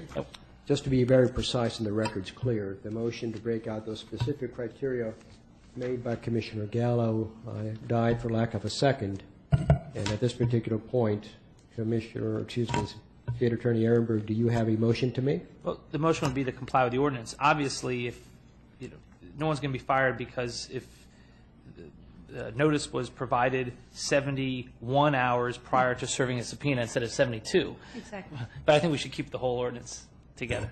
Okay. Is there a second? Second. Okay, there's a motion that one of the criteria be compliance with the ordinance in general as opposed to specific items. And there's a motion made by State Attorney Ehrenberg, seconded by Commissioner Fiore. Did you have a comment, Yeah. Mr. Howard? I'm sorry, I'm just getting so confused. I think you said rather than specific items, but my understanding is the process will nonetheless require gathering of information as to each specific item, right? I mean, is that what's anticipated or just, right? Yeah. I mean, and that's where I go back to Mr. Baker sort of breaking it down. Some of this stuff I don't think applies, the funding base part, some of those things, but having what is essentially a checklist of the various requirements of the ordinance and saying yes or no with compliance. I know there's a motion on the floor, but I'd like to make a suggestion, and that is that we identify the 3 or 4 areas that we think are important for the review, and then turn it over to HR to go through those items and pull out suggested questions, which we can then review. Like, for instance, I think Section 1 ought to be compliance with the ordinance and the contract. Section 2 ought to be, have they met the principles and standards for the Association of IGs? Section 3 might be the manner in which all these duties were carried out and how the normal employee kind of relationships would apply. There may be other categories that are normally done in employee contracts, but I can't think of them at the moment. That's why I'm suggesting that we identify the areas and then have HR put something together and bring back to us. Well, there's a motion on the floor, a second of the motion. Any further discussion on the motion itself? I think that was it. Yes, the motion was made by State Attorney Ehrenberg to have the criteria be compliance with the ordinance. Is that correct? Yes, the first criteria. Right. That's right. And I'm not saying that's the only criteria, but that's Right. the first item that we're going to take up today. And that is the motion that was seconded by Commissioner Fiore. Correct. Any further discussion? Okay. All those in favor signify by saying aye. Aye. Motion carries unanimously. Right, we're past the first step. Do we want to include the contract in that? Yes. Well, it's that- up to the committee, whatever Do the we want to committee wants to do. modify that to make the ordinance and the contract, or do we want to do them separately? Separately, I will make a motion to have the second criteria be conformance with the employment contract. Which is referenced to. Are they any different? My recollection was that the Inspector General promised, for example, and she may have promised many things, but I know that she did promise to make it paperless, and that's not part of the ordinance. So I'm guessing that was in the employment contract. She promised to be accredited very shortly thereafter? No, that's not in her contract either. No. I don't think Oh, that's- okay, in that case, then I'm not sure. I think it tracks the language of the ordinance, if I remember right. Yeah. but- So we didn't commit all those promises to paper, huh? She is a lawyer, I heard. Kind of hard to. Are they hard part to of the imagine. interview process, and do we have a record of that? Oh, do we? But We isn't do that have a also record a of the quality interview issue? Well, then perhaps we ought to go back and refer to that with some questions in that section. Well, I mean, that's a little unfair, because once you get into the office and you see what's available, what your budget is, what people are available, I mean, so all of those things are, on the table, but certainly they were, her capacity, this particular person was selected because she was able to do things for us that no one else mentioned.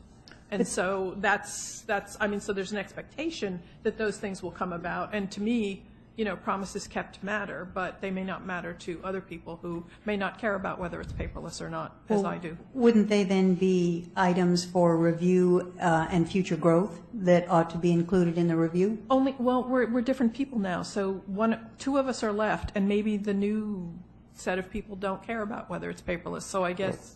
We may be getting a little bit Yeah. on the debating So side. so the if employment there's a- contract, is I there a guess, doesn't motion? have to be, Well- no, I withdraw it. I think the ordinance makes reference to the contract, so that's why I went through it with particularity because contract is specifically stated in the ordinance. However, if we want to make that a separate distinct criteria,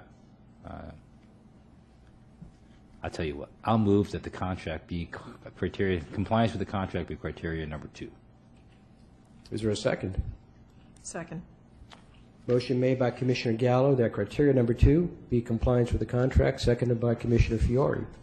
All those in favor signify by saying aye. Aye. Motion carries unanimously.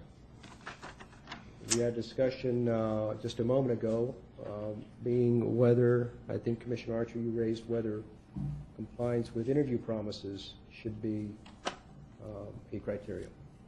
Did you want to make a motion? I'm not sure I want to say interview promises. I think they ought to be. Those are my words, whatever you want to make a I motion. think they ought to be criteria for review, but I don't think we should say, well, she didn't meet this promise, because we didn't make that promise part of anything that was in writing. Okay. But they are measurements that should be considered in the evaluation. Indeed. Is there a motion? How do you I can be nasty and just say so moved. Seconded. That's not I think fair. the criteria that were discussed in the overall interview process need to be part of the criteria for review at this time. Specifically, if I can amend that, accreditation and paperless office environment. Well, not just those. Those were the two that were I don't know that- specified in the interview. Before you, Okay. before I we, don't know if that was all, though. before we make that a motion, I'd like to interject, if I may. Yeah? I'd like to Commissioner interject. Archer? I think Commissioner Archer, any problems with? I have no problems hearing what he has to say. I think it's been a consensus of those who have suggested criteria that compliance with certain professional standards be one of the criteria we use.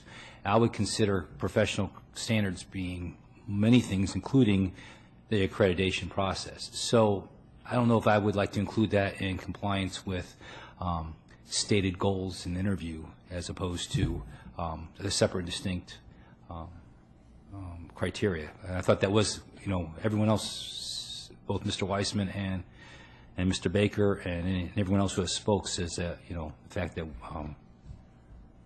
this is a very professional office, and that's a criteria we should consider independently, and I thought that should be a separate criteria. So if you're making a motion on whether we should be accredited, I would ask that not be included in that particular, or if it is, to be sure that we include professional standards as well. Okay, then, back to the original motion. I believe that we discussed the items in the interview criteria as being some of those items that ought to be included in a section of the review process. For the benefit of the clerk, if you could put that into a motion. I move that there be a section in the interview format or the review format that refers back to the criteria discussed in the interview. Period.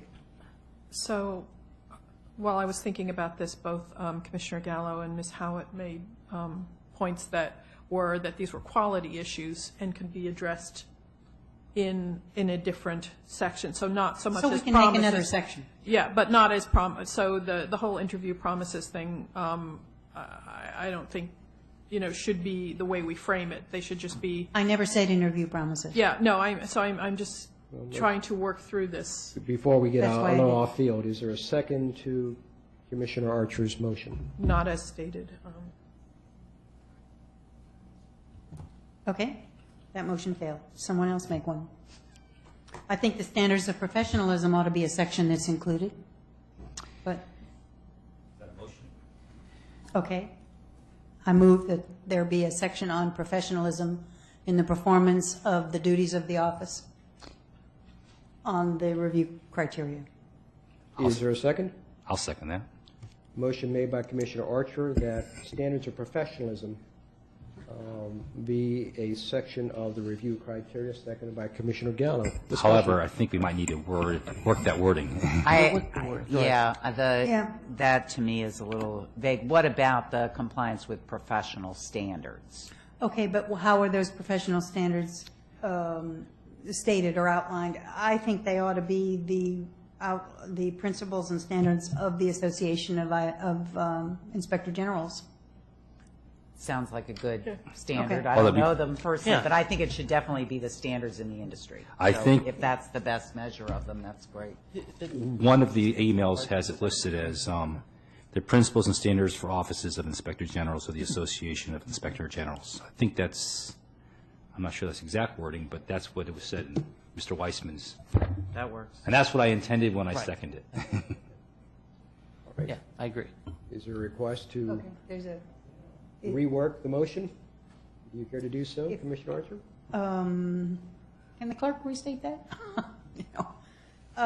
Okay, I move that we have a section in the review process that outlines the areas of professionalism for the audience, for the IG as outlined in the principles and standards of the Association of Inspector Generals.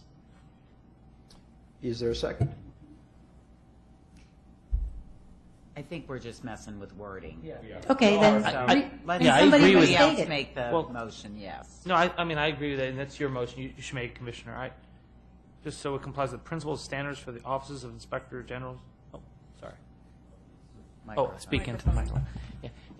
Do you want to repeat the way you said it again? Because I've got Robert Weissman's email, and it states what you're stating, but in a different way. Just want to. Let's see. The motion that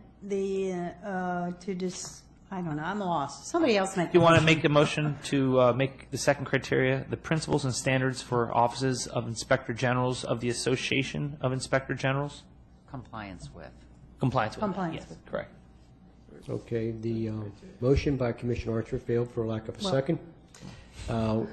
It's been restated by State Attorney Ehrenberg. Is there a second? Second.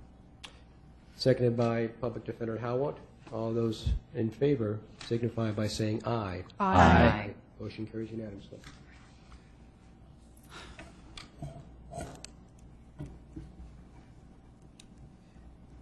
Any further criteria that we should discuss at this particular time? I don't know how to word it, and I'm going to throw it out there. There's also, this is not meant to be a subjective criteria, it's an objective criteria, but how well does the Inspector General promote the principles that she's asked to implement? In other words, the way Mr. Weissman puts it is, how well does she promote the office for enhancing the public trust in government? What I understand, and I believe Mr. Baker and his association talks about review of public comments, and I perceived him also as saying, how does the public perceive her quality of, but it has to be much more objective. But she is a government official. Public, the appearance of competence and appearance of promoting her office is very important to all of us, and it's part of her performance. And all of us who work for a boss has an obligation not to has an obligation to promote that entity that she works for. So, is she promoting the principles that she has been entrusted to implement? And I don't know exactly how to do it, but I do understand what they're talking about, which is her actions inconsistent with what her goals? Let's, to correct this statement, the mission statement of the Inspector General's office is quite some length. The tagline, enhancing public trust in government, is just, A tagline. Yeah, it's a tagline. It's nice stuff. It's a short and sweet, but it's not a performance standard. The performance standard is the actual mission statement, which has been crafted over time, and for which one would think should have measurable objectives underneath the mission statement. So I think that's a fair test of whether the office is doing what it said it would. So I'm going to throw it over to you and ask you to make the motion. Yes, the self-evaluation aspect of the evaluation should be done with respect to the mission statement of the Office of Inspector General. I don't think I can. I don't know what that I can't grasp says. my arms around that one either. Could we hear Perhaps, Commissioner maybe? Fiore, if you could restate that. I mean, one of the questions I'd like to know is, has she or has the office cultivated good working relationships? I mean, that's one of the things that... Well, so for each one of those things, you would have to define them.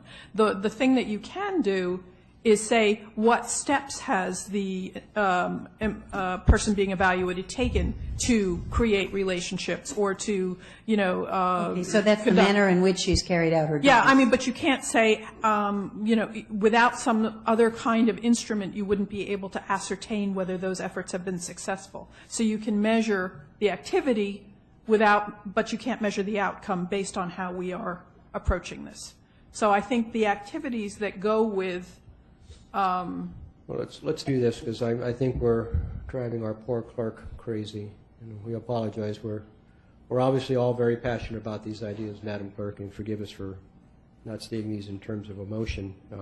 Commissioner Fiore, if you could state this in terms of a motion, and see if there's a second, and perhaps we can have some discussion at that particular point. Well, so let's see. One element of this evaluation should be a self-evaluation performed by the Inspector General in relation to the extended mission statement of the Office of Inspector General. Can you state that in the form of a motion? Didn't quite catch that. How would you state that? The motion is that one element of this evaluation renewal criteria should be a self-evaluation by the Office of the Inspector General with respect to the mission statement created by the Office of Inspector General. Is there a second?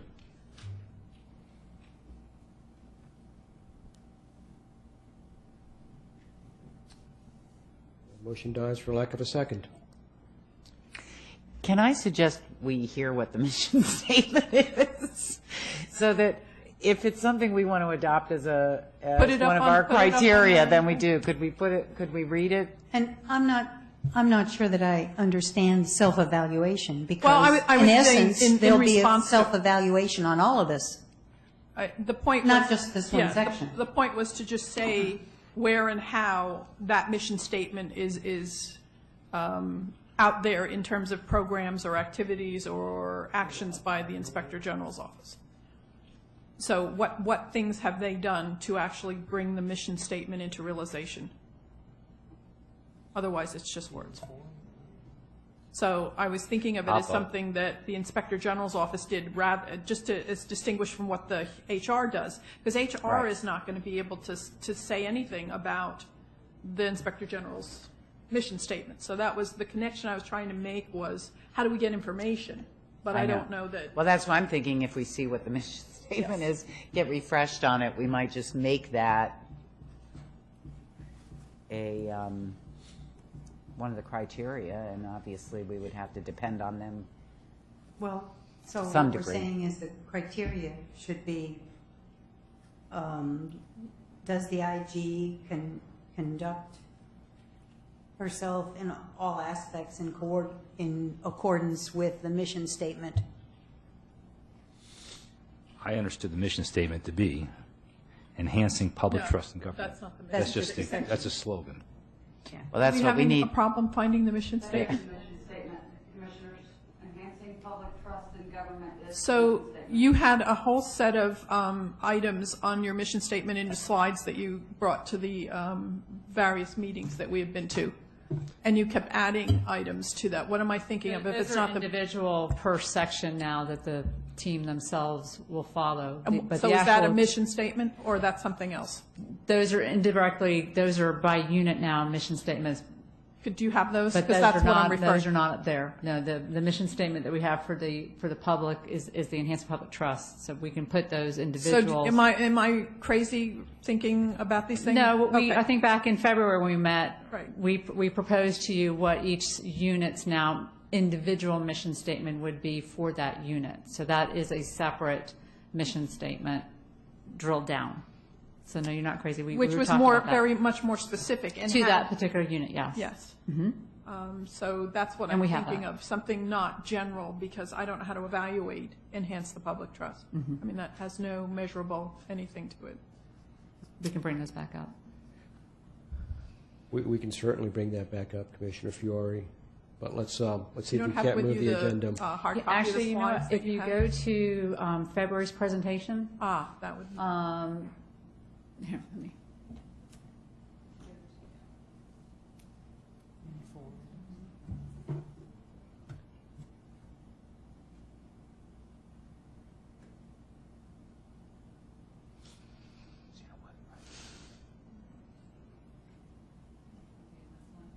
Once in a while, the blind squirrel gets an acorn.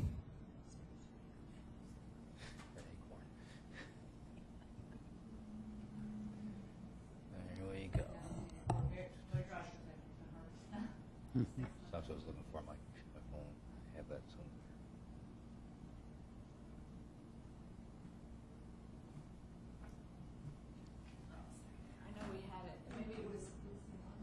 I think it was in the, I think it was in August. Maybe not, I don't think it was in February, but who knows?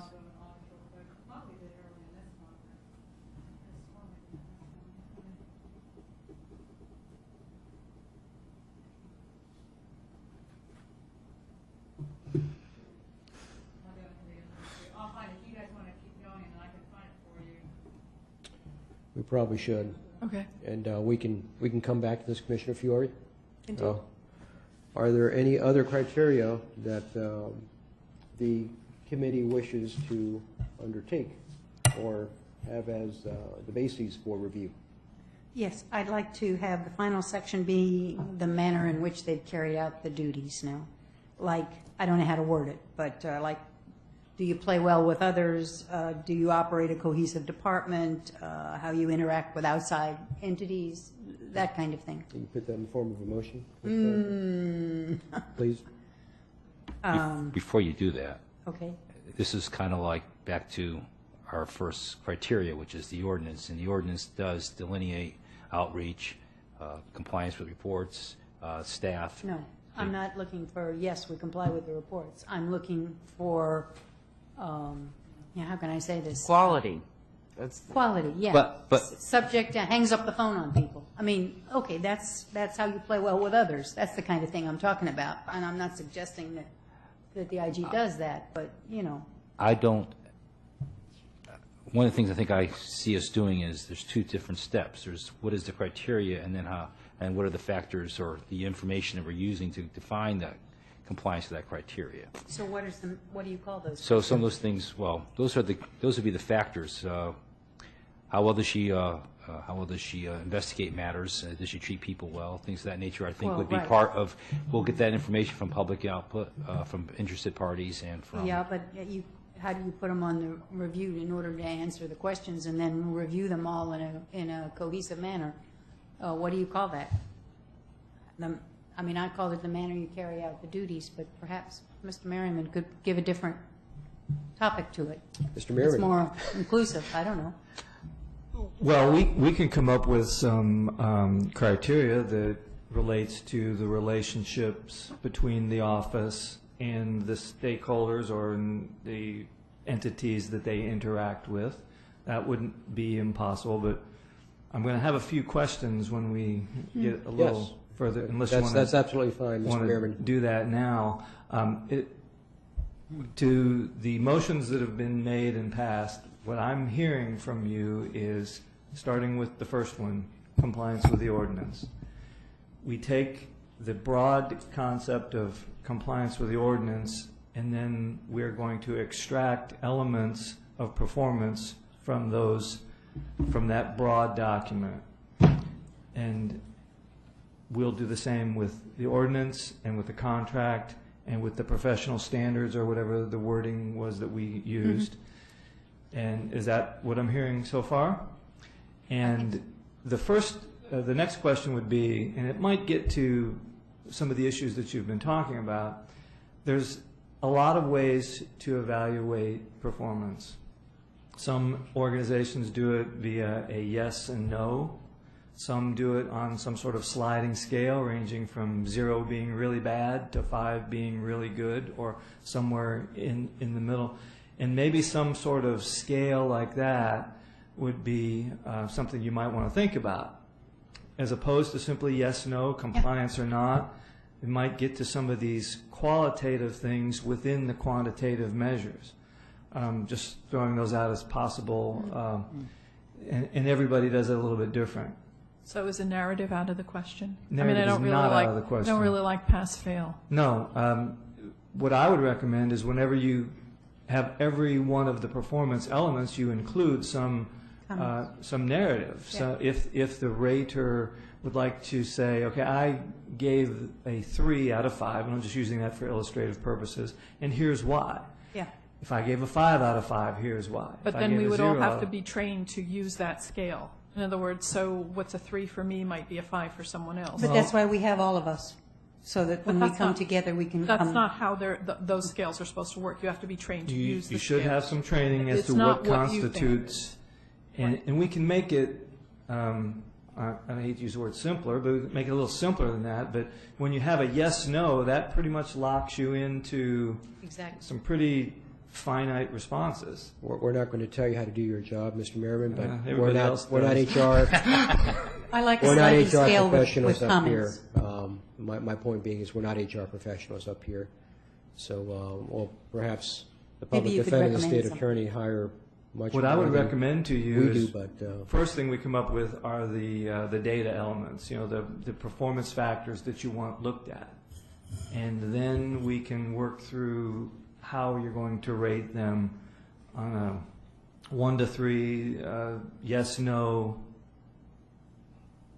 keeping in mind that there's no perfect system, and certainly some level of training would be good if you're going to use a sliding But scale. from what I understand your comments to be, we're on the right track in terms of defining the criteria that gives you something to work Absolutely. with. The first Okay. step is taking the elements of the job, reducing them to specific measurable statements, Right.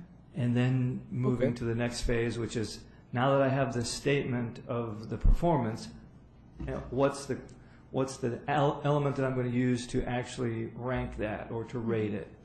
Very good, thank you. I think General Steckler may have found the items she was looking for. We have one mission statement, that is to enhance public trust in government, and then each of the units that I presented to you a year ago has their own individual vision statements, and this is the investigative one, and we made one for audit and contracts as well. Is that what you were thinking of? Yes, so Commissioner that's a bit more detailed than enhancing public trust in government. So this is what that means to realize, yes? Yeah, so those were the things that I was thinking of. Okay. And then there would be specific activities under each one. That was in that the were strategic meant, plan. That was in the strategic exactly. plan. So that's what I'm thinking of, the strategic plan, not the mission statement. Okay. Thank you. So now we know which word I was supposed to be using. Okay, so now I can reformulate that. Commissioner Archer, you had a comment? Yes, I just had a question. If, once we get the format together and decide on the questions, et cetera, and how we're going to rate them, would it be appropriate for us all to take such a format, fill it out individually, and make our own comments, and then come together to discuss them for one overall review?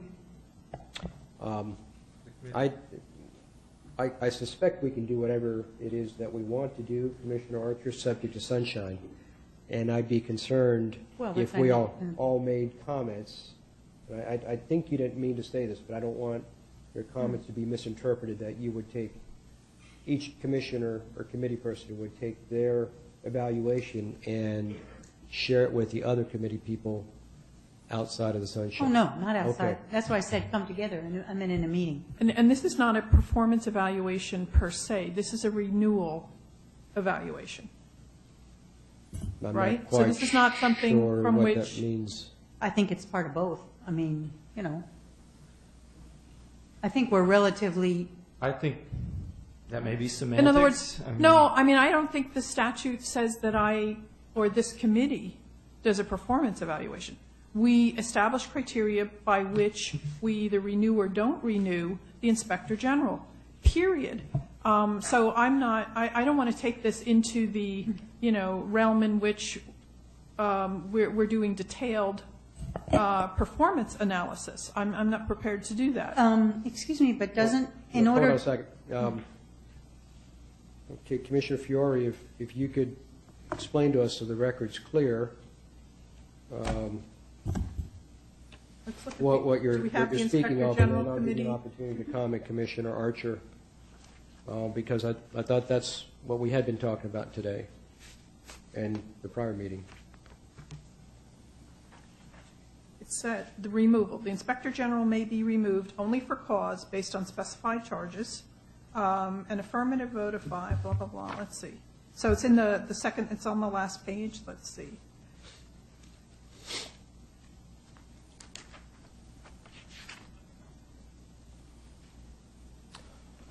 I don't think we're speaking of Section 2-430 removal.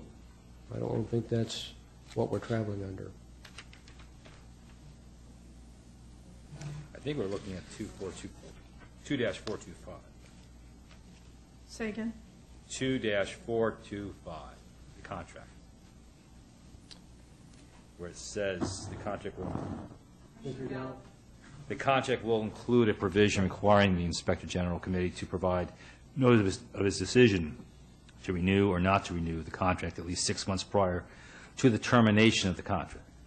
So Right. So that's 2-425, which is the contract terminates, and but I believe it has an automatic renewal provision, so we need to decide whether or not we want to. exactly. So that's what we're empowered to do, not do a full-scale performance evaluation. We But have I to think- find criteria that would enable us to say renew or not renew. Well, if I Commissioner may, Archer.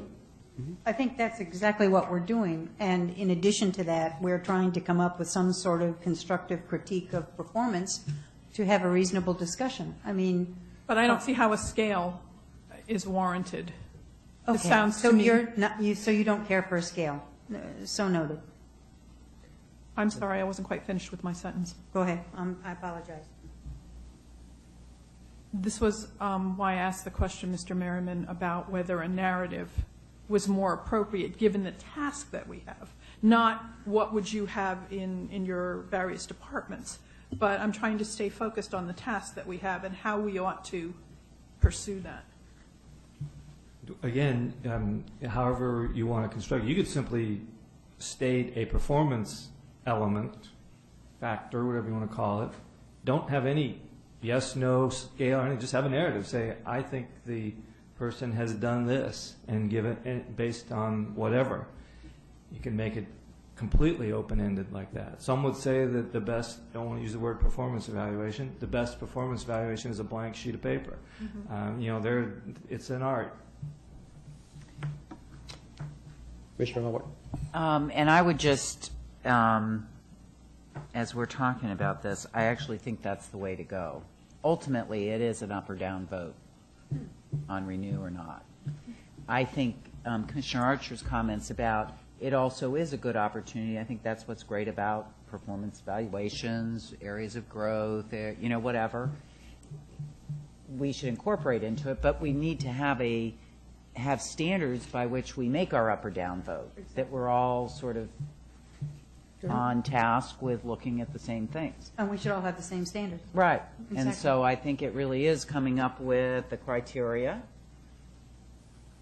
and then what information we need to make our own evaluations of that, have a discussion of the ultimately, and then an up or down vote.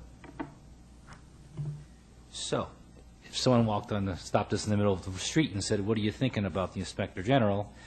I think we would say, well, does she do her job in accordance with her professional standards? And we got that covered. Does she, has she complied with the ordinance that empowered her? Yeah. What was the third one? Is she compliant with her contract? And the fourth one, I think, was what Ms. Archer and Ms.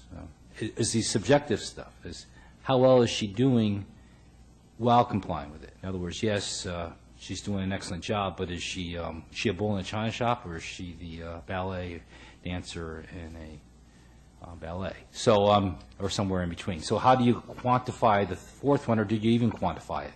Or is that inherent in the evaluation of the first three standards?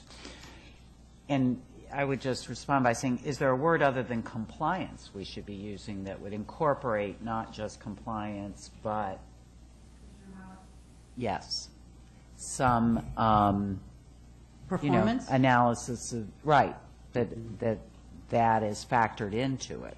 Instead of I'm sorry, perhaps we should say, what is her performance level, rather than, is she in compliance?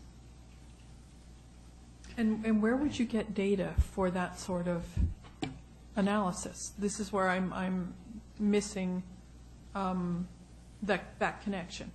So going back to what Mr. Merriman was saying, if you have a blank piece of paper and you have to justify either removal or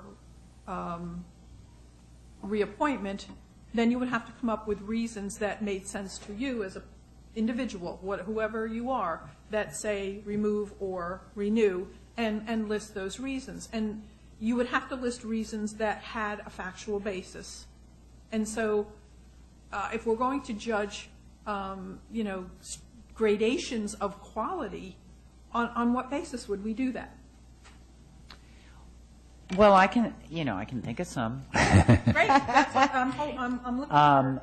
'Cause I'm Such as, the requirement of conducting investigations and audits. I'd like to know, we get them from our reports. As we sit here, I'm thinking about how would I go about this? I'd go back reviewing all the reports, look at how many investigations. What were the outcomes of the investigations? Was there something positive that came out of those investigations, a change in how they did business, something of that nature? So I would look at productivity, I'd look at sort of, thoroughness, I'd look at outcomes. I am interested in what Commissioner Archer said in terms of how just communication with other entities, whether it's other governmental entities, whether it's the folks filing the complaints or whatever. All of them, yeah. So I'm just throwing this out as Yes, we're talking. and I just want to follow that up because I need to connect it up. Yeah. All of that being true, it's easy to find the numbers of this, that, and the other thing. how would you get data on the quality of anyone's interaction with someone else? No, I'm happy to do that. It's not that I Right, don't I'm want to trying to do that. But if there's not going to be data, then what we're left with are anecdotes. And so if there are enough anecdotes, I guess you could call that data. But an occasional, letter of complaint, what I'm interested in, instead of just the fact of the letter of complaint, I want to see how it was responded to. I think that. Sort of thing. But that's a lot more work now that we're. Right. And I wondered about, as I had mentioned, about asking people to come in and talk to us, who have been involved in the investigations with some pretty specific questions, not just a free-for-all, what did you think, but how did the IG respond? How did, the requests that were made of you, were, you given adequate time to respond to them or something? I'm doing this all off the top of my head. But, that kind of thing. So in addition, and I think it is anecdotal, basically. Some of it, I think, is data in terms of number of investigations, some of the outcomes. But I think some of it is going to be anecdotal, and I think it would be weighed accordingly. Mr. Merriman, perhaps you can explain to us non-HR professionals up here. I guess the debate is, at what line do we draw our decision from objective data, and at what line do we draw decision from subjective data? Because unless I misunderstood, well, that's an unfair question, because I'm asking you to quantify Thank you. where that line is. But I guess the better question is that is there a way to draw purely objective criteria and make a decision completely objectively without any subjective input whatsoever? Well, I'm going to answer that question globally, and the answer, in my opinion, is no. I mean, not necessarily related to this. Okay, so if the answer to that question is no, then the question becomes, where does this committee draw the line between objective and subjective data? Yeah, and without overstating the obvious, you're in a very different situation than the normal supervisor-subordinate relationship. You don't have the day-to-day interaction that occurs everywhere else. You don't have the observation of the day-to-day activities. You're relying on the reports. You're relying on anecdotal information. You're relying on the public. Everybody brings something different to the table in terms of what they bring and why they bring it. All that being said, we've got to come up with something. So I would recommend we go back to the things that we've talked about, come up with the performance elements within those at least three criteria. I think there were four. Well, the fourth one, did we reach it? I don't think we reached a conclusion on the fourth one. But you can build the fourth one into the first three using narrative. And maybe that's the way to go is, yes, you conduct, I'm just using this as hypothetical, yes, you conducted investigations and you completed, but, there were 5 bodies in the wake as a result, so maybe... just kidding, Joe.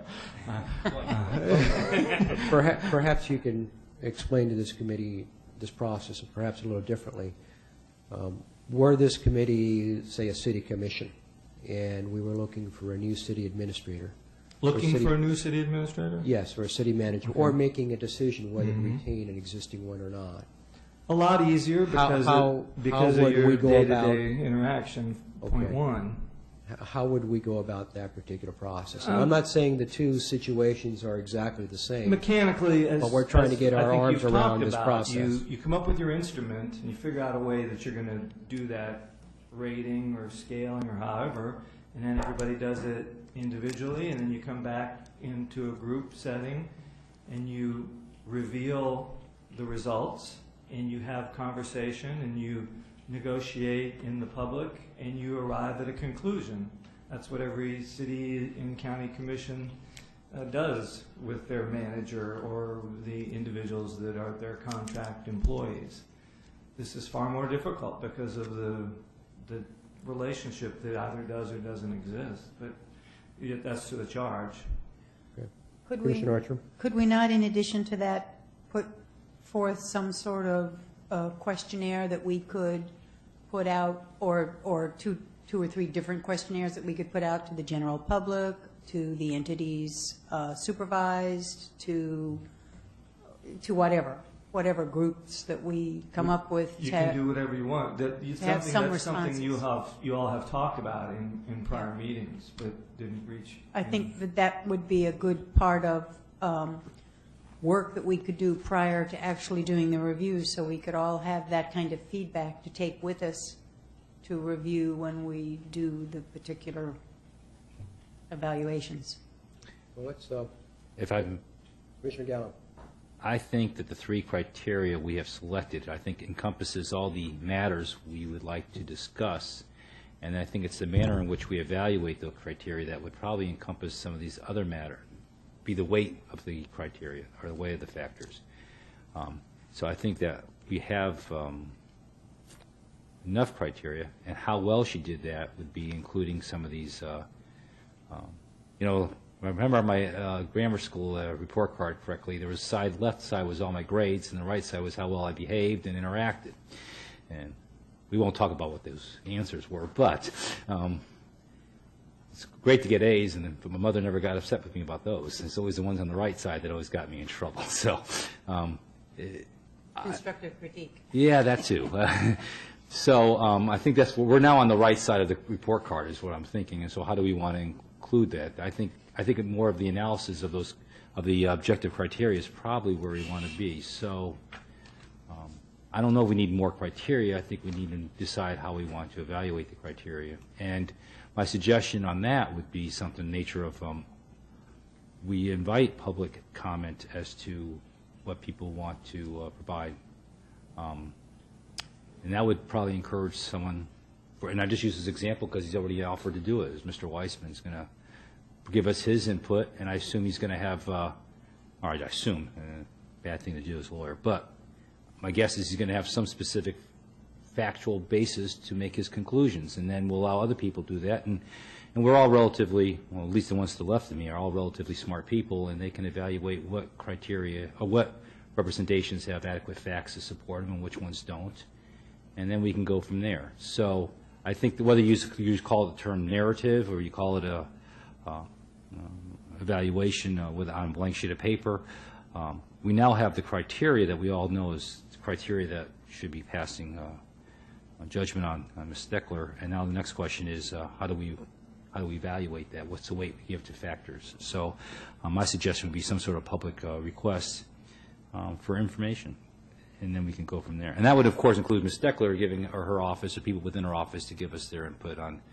the qualifications and compliance or whatever, how well she's done. So, Commissioner Archer? My recommendation would be that it be in writing and that it have their name and address or location on it so that we don't get, nasty comments that are anonymous. Well, Mr. Merriman, we've got 3 criteria that we've agreed upon. Do you have enough to start the process, to start what Commissioner Archer said was the process toward, I guess, formulating the next step, for lack of a better phrase? Yes, I think I do. And what I would do at this point with the committee's concurrence is have our HR staff work with the IG's office and go through those 3 elements, extracting the performance criteria to be evaluated. And then when we come back, we can send it to the committee prior to the next meeting. And then we come back, we can workshop your thoughts on the relevance, importance, et cetera, of those criteria, and have further discussions on how you want to actually evaluate those criteria. Does it want to be a yes, no, pass, fail, some sort of ranking, nothing? And will you also see if you can find out how other inspectors general are evaluated? Sure. So that we have some precedent. Perhaps General Steckler could help you with that, or the Association of Inspector Generals, because we shouldn't recreate the wheel if we don't have to, or at least if there's something that could get us started. General Steckler, we've been speaking the criteria, and you've been very patient in listening to us Or are there any comments that you'd like to make at this particular time? And thank you again for your patience. And please don't bring your bow and arrow up with you. No, it's a frustrating process, I know. And when this all started, this wasn't something everyone had thought about. Here we are 3.5 years later almost. Clearly, I think you're on the right path in starting with the contract and with the ordinance. There are ways to do like New Orleans does with a letter to the public identifying yourself. Clearly you can reach out to other inspector generals. I can tell you, from those that did just that, the letter, some like Broward probably haven't thought about it yet either. Some don't do any. Internally at the state agency, we do our own because they're required. But the difficulty, you will struggle like everybody else struggles because we don't have a direct report per se, and you don't work in the office. It makes this process even harder. Unlike with Mr. Weissman, he deals with his commissioners every day. I don't have that luxury here, just like most inspector generals do not. So it makes it a difficult process. So I know it seems tiresome, but it's important because you are setting a precedent. Certainly and I keep saying, take me out of the picture for the entirety of the future of the Inspector General community here. It is precedent setting, and we need to make sure we do it fairly and objectively as much as possible and professionally. So, we're here to do what we can do to help you with that process. General Steckler, does the process outlined by Mr. Merriman, where his office speaks to your office, does that work for you as well? Yep. Okay. No problem. And it's something that the both of you think you can come back to this committee with recommendations and? Well, we certainly will try. Give us a time frame. When do you anticipate? 30 days? 45 maybe? 30? We're running out of time. So. Well, we're running out of time because we'll want to discuss it after that. Yeah, we can do it in 30 days. If you all think, and this question is posed to both General Steckler and Mr. Merriman, if you all think you can do it in 30 days, that would be helpful to us because I anticipate what would happen, and both of you correct me if I'm wrong, I anticipate there will be an additional workshop where this would be discussed. And very frankly, General Steckler has been very patient, but she should have an opportunity to also weigh in, and if there are comments both pro and con, if there's questions that come up during the process, both pro and con, General Steckler, in fairness, needs an opportunity to give her comments. So, again, what Commissioner Fiore said, we'd rather do it sooner rather than later if you can, because that's going to make it a lot easier for us and make the process more transparent and fair. May I suggest a time that we might all look at our calendars and check on? I would Come suggest. back here? Yeah. May I I'm going to suggest impose September on 23rd? Ms. Levesque to see if this room is available on September. There's a night BCC meeting, I know. Yeah, we have a night public budget hearing that the day is probably open. What You said time the does that 23rd? start? It's a The Monday. 23rd, a Monday, yes. 6 p.m. And if we meet at, can you meet at 1, Commissioner Fiore? I'm not teaching on Monday that day. Okay. So anytime from 8 on. So, 8 o'clock. Yeah, I mean, if you want to do the morning, that's fine, but let's make it 9. Yeah, I have an 8 o'clock meeting. You have an 8 o'clock? To Okay. Is probably 1 okay? 9:30. CJC meetings typically last a few hours, as I recall. 1 hour? Hour and a half 10 o'clock? maximum. Yeah, 10 o'clock's fine. Can we do 10 o'clock that day, and that way we can get started? We'll check with the chambers, yeah. May as well get it. Or Okay. Give us just a moment. I think Ms. Levesque will check to see if we are available at that time.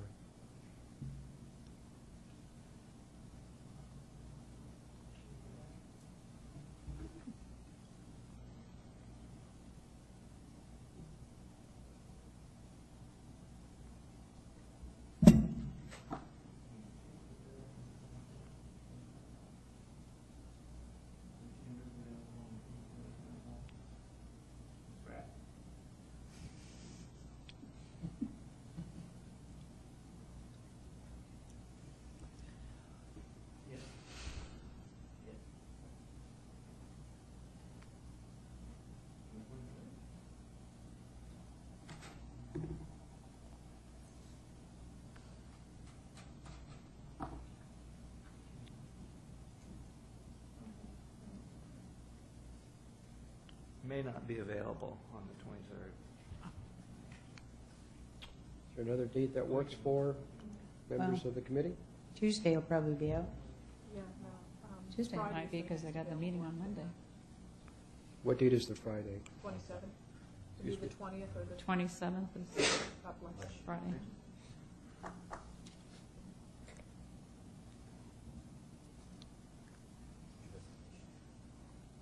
I won't be here. You won't be there. 24th didn't work. No. 20 or 27 works. So we're looking at Friday, the 27th. Not at 8 o'clock. Right. You got that. Oh, right. Can you call? Maybe we ought to just, Can't make. You can't make 27th? It depends on the time on the 27th. I can make the 20th in the afternoon. The 27th. How about the Friday previous to that? The 23rd just came available. Oh. Oh. County administrator has thrown out the other, no, you just kidding. Oh, it's who you know, not. Yeah, something It's like good that. for us to know you, Mr. Merriman, because apparently you can pull some All strings. connected. I Thank don't you. know about that. Okay, the 23rd at what time? 10? 10 o'clock? Any Okay. objections from the committee, 10 o'clock? That's fine. I think that way we can start in the morning if necessary. Do we have the room all day? Till 6. Till 6 p.m. Okay. so we said 10? I hope we don't have to do that. Let's not do that. Gee. Do me a favor and schedule another meeting. All day. So for the purposes of the record, it is the 23rd Third, Monday, the at 10 23rd. a.m. at the BCC chambers, and by that time, both yourself, Mr. Merriman, and Ms. Steckler will be able to get together and take those 3 criteria that we discussed and put it back to us, the committee, with suggestions on how we proceed forward at that particular time. Is Right. that correct? Yes. Ms. Steckler, does that sound good? Mr. Baker, did you have an additional comment? First of all, I'm sorry, it's been a long afternoon, and I for the Palm Beach County Ethics Initiative, I want to tell you we appreciate what you have done here this afternoon and what you are doing. My only comment is a strategic one. Remember, as you go through this process, what you are doing is you are telling the next Inspector General what to do and how to act. And you need to be careful in doing that you don't cancel or adversely impact the ordinance or the charter in establishing a set of criteria as to what the Inspector General should be doing and how they should be acting. I don't think that you'll do that, and I'm not telling you that all I'm asking you is to consider that as you are making your decisions, and don't do anything that would